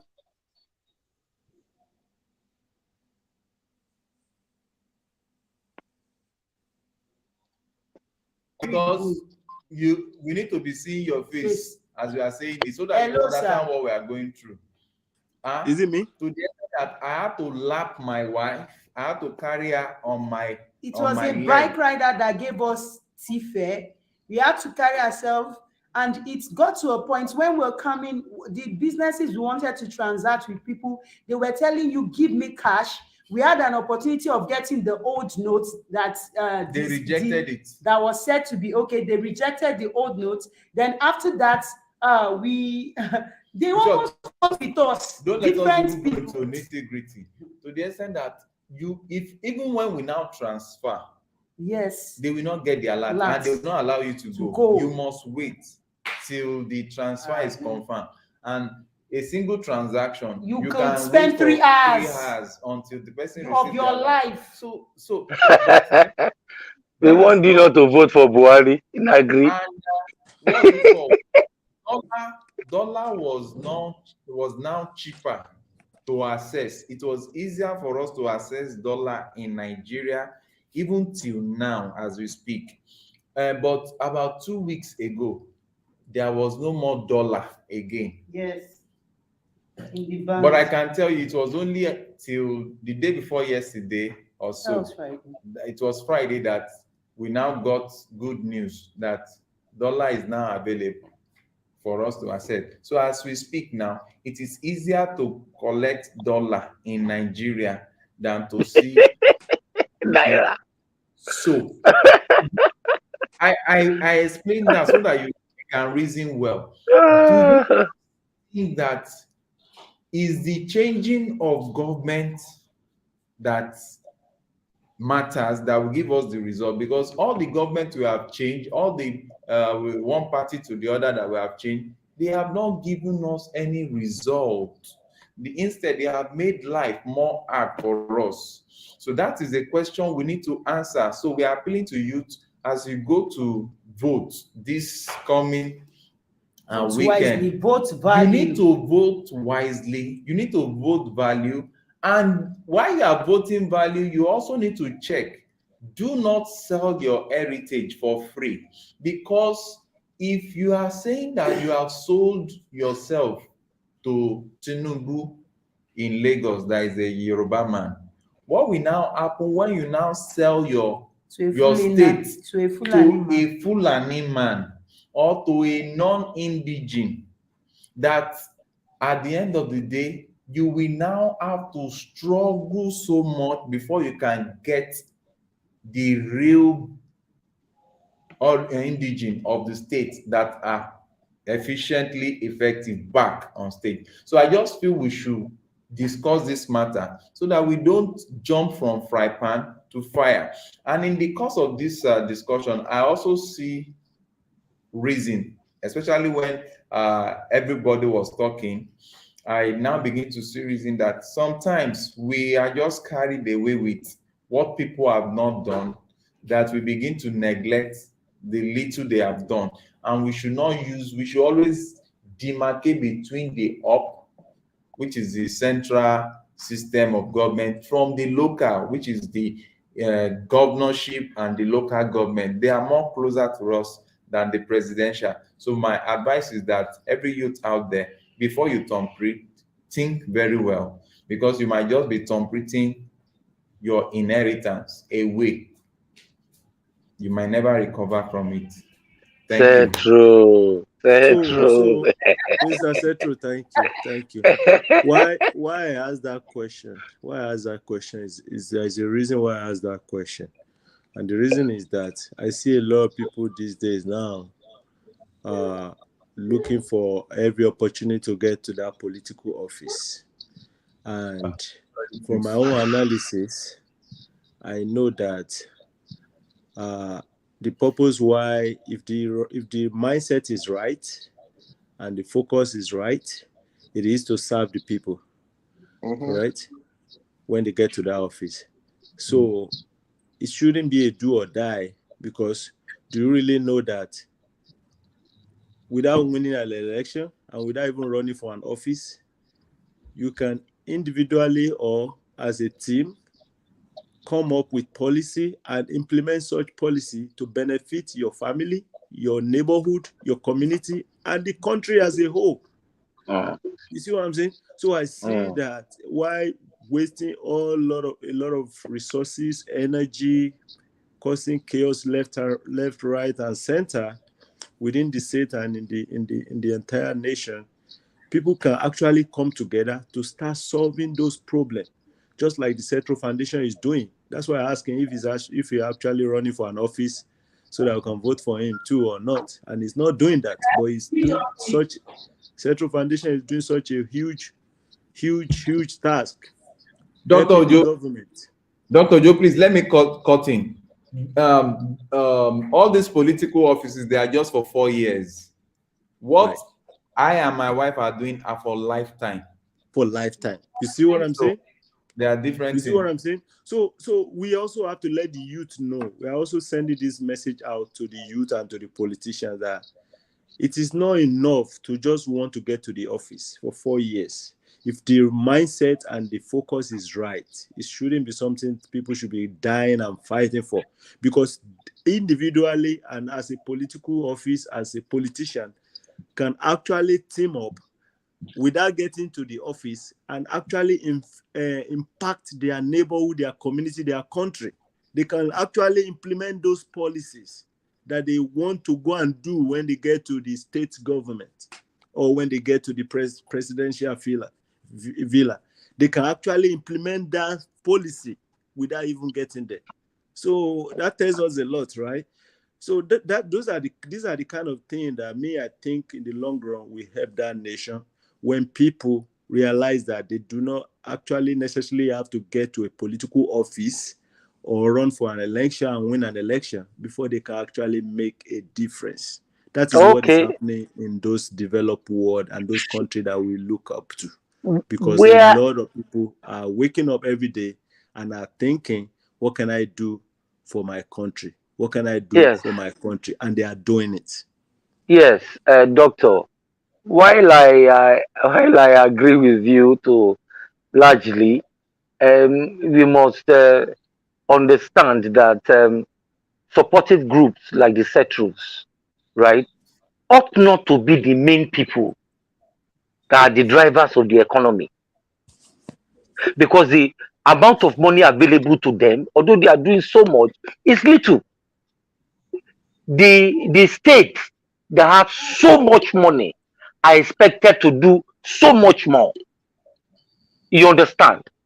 And we expect that people that have spent 24 years in office, they will have been able to, they should have been able to identify foundations like the Cetrus and say, okay, we give you a subvention every year of this amount. We know what you are doing. That is what government is supposed to do. Not steal all the money. Not steal and steal and steal and steal. You understand? The government is empowered to do so much. The Bible, it is said that to those who have much is expected from them. But the reverse is what we are seeing. That those who have so much, government that have so much revenue, are doing so little. And it's the organization like Cetrus, they are filling in the gap. The gap is too big. It's too big. So with the gap that is too big, because we can talk about the government from now to eternity. Yes. It's not changing anything. It hasn't changed it over the years. So But it's changing now. That is why Okay, foundation like Doctor, Centro is coming up. yeah, I agree. There is So something that we should not forget, right? Before we go, the most important thing in this political dispensation, as of today, now, right? It's not much. It's not much about the candidates. Those are specifics. It's about the fact that power actually belongs to the people. That is what the obedient movement have been able to state, that power belongs to the people. And for so long as the people continue to exercise that power to put in governments and remove governments, there will be development.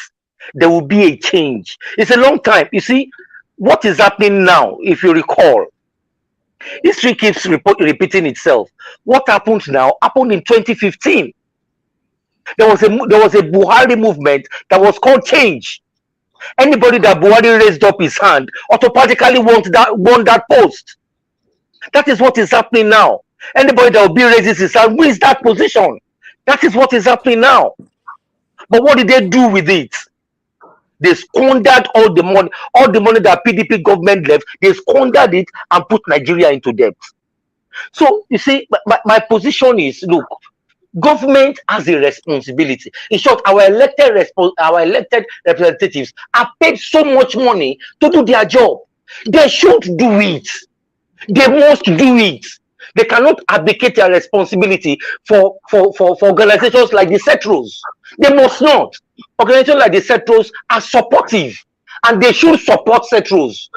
They should support them because they are the ones that are the grassroots. They are the ones that are picking those who fall from the gap. You understand? Government must wake up, and they must wake up because the people have realized that actually the power belongs to them. In this dispensation, let the people use that power to put whoever they like in government. And the people put in government, we know that their godfather is not one man from Iragwiji, it's the people, not one godfather. So, as I said, Centro, I want to thank you very much for what you are doing. You are doing a great job. I wish I can be like you, you know. The minimum I've done is to give people a platform with my Project 100 Beyond Acting, so that those who have talent and cannot be discovered, we give them the platform to showcase their talents at the very top, you know, at the very, very top of the industry. We have done 3 films now, and our 3 films have done so well. Our actors that had no opportunity, they are there now, acting with the stars, taking lead roles in films, which is the vision of Project 100. You know, we keep doing this because we know nobody else will do it, you know. So, Centro, I want to thank you very much, especially for inviting me for this hot talk, hot debate. You can be sure I will always give my best to your organization. I will always be forthright to speak the truth so that we can make a way for our nation and for ourselves. Wow. We are so glad having you, sir. Is a rare privilege, starting from all the ways you've been supporting the foundation with numerous Skillshare, training and the likes, and always making yourself available, even at the shortest time that we just run to you. You're always there for us. We are so happy to have great minds like you, and your vast experience and your contribution is well noted. And one of these days, you might not be seeing the Centro as a governor, but one of these days you might be seeing some of our youth as governors, as president, as whatever positions, and they'll be able to say, oh, this is one of those that transformed my life to where I am today. We really appreciate you so much, sir. Also, we want to appreciate Uzo. Uzo, can you give us your closing remark? Oh, thank you very much for the opportunity. I want to say thank you for bringing me here, especially to talk to great men like Dr. Joe, Mr. Femi, people who are doing well in their own field. And just like both of them have commended your efforts with your foundation, I also add my voice to that. You are doing a lot from where you are, and God bless you, and may God continue to grow you. I just want to add something quickly. Okay. We've all shared our minds, especially coming because um, towards the forthcoming election on Saturday. I want to speak to everybody out there. Mr. Femi has spoken passionately about his side. Um, Dr. Joe has soft spots too for the government in power right now. Now, all of them, everybody is valid with their opinion and fact. And what I'm going to say is that Mr. Femi or whoever it is that is obedient, that is supporting the movement, that wants to give that wants to change the order of things. I want us to recognize that there are other people around that have alternative views. Okay, leave some space for them. If the result doesn't go your way, just know that some other people have other views to Okay. accommodate them and see it for that. That some other people have, we are thinking differently. We give them the chance. Dr. Jotu, if on Saturday you hear that the people in power were changed, don't be too shocked. People were also calling it's because people were also needed the change. It's just a view. What I'm trying to say in essence is that while we hold on to our belief, what we expect, let us create that, let us leave that allowance, give a discount to say it might go other people's way. And let's not take it overboard. It is not a do or die. There will be other opportunities. And living peacefully is very, very important. So I would like to end up there for tonight. Thank you very much, guys. Wow, Uzo, I really Thank you, Zo. appreciate I really appreciate you. Your delivery is fantastic this night, and you never disappointed me at any point in time.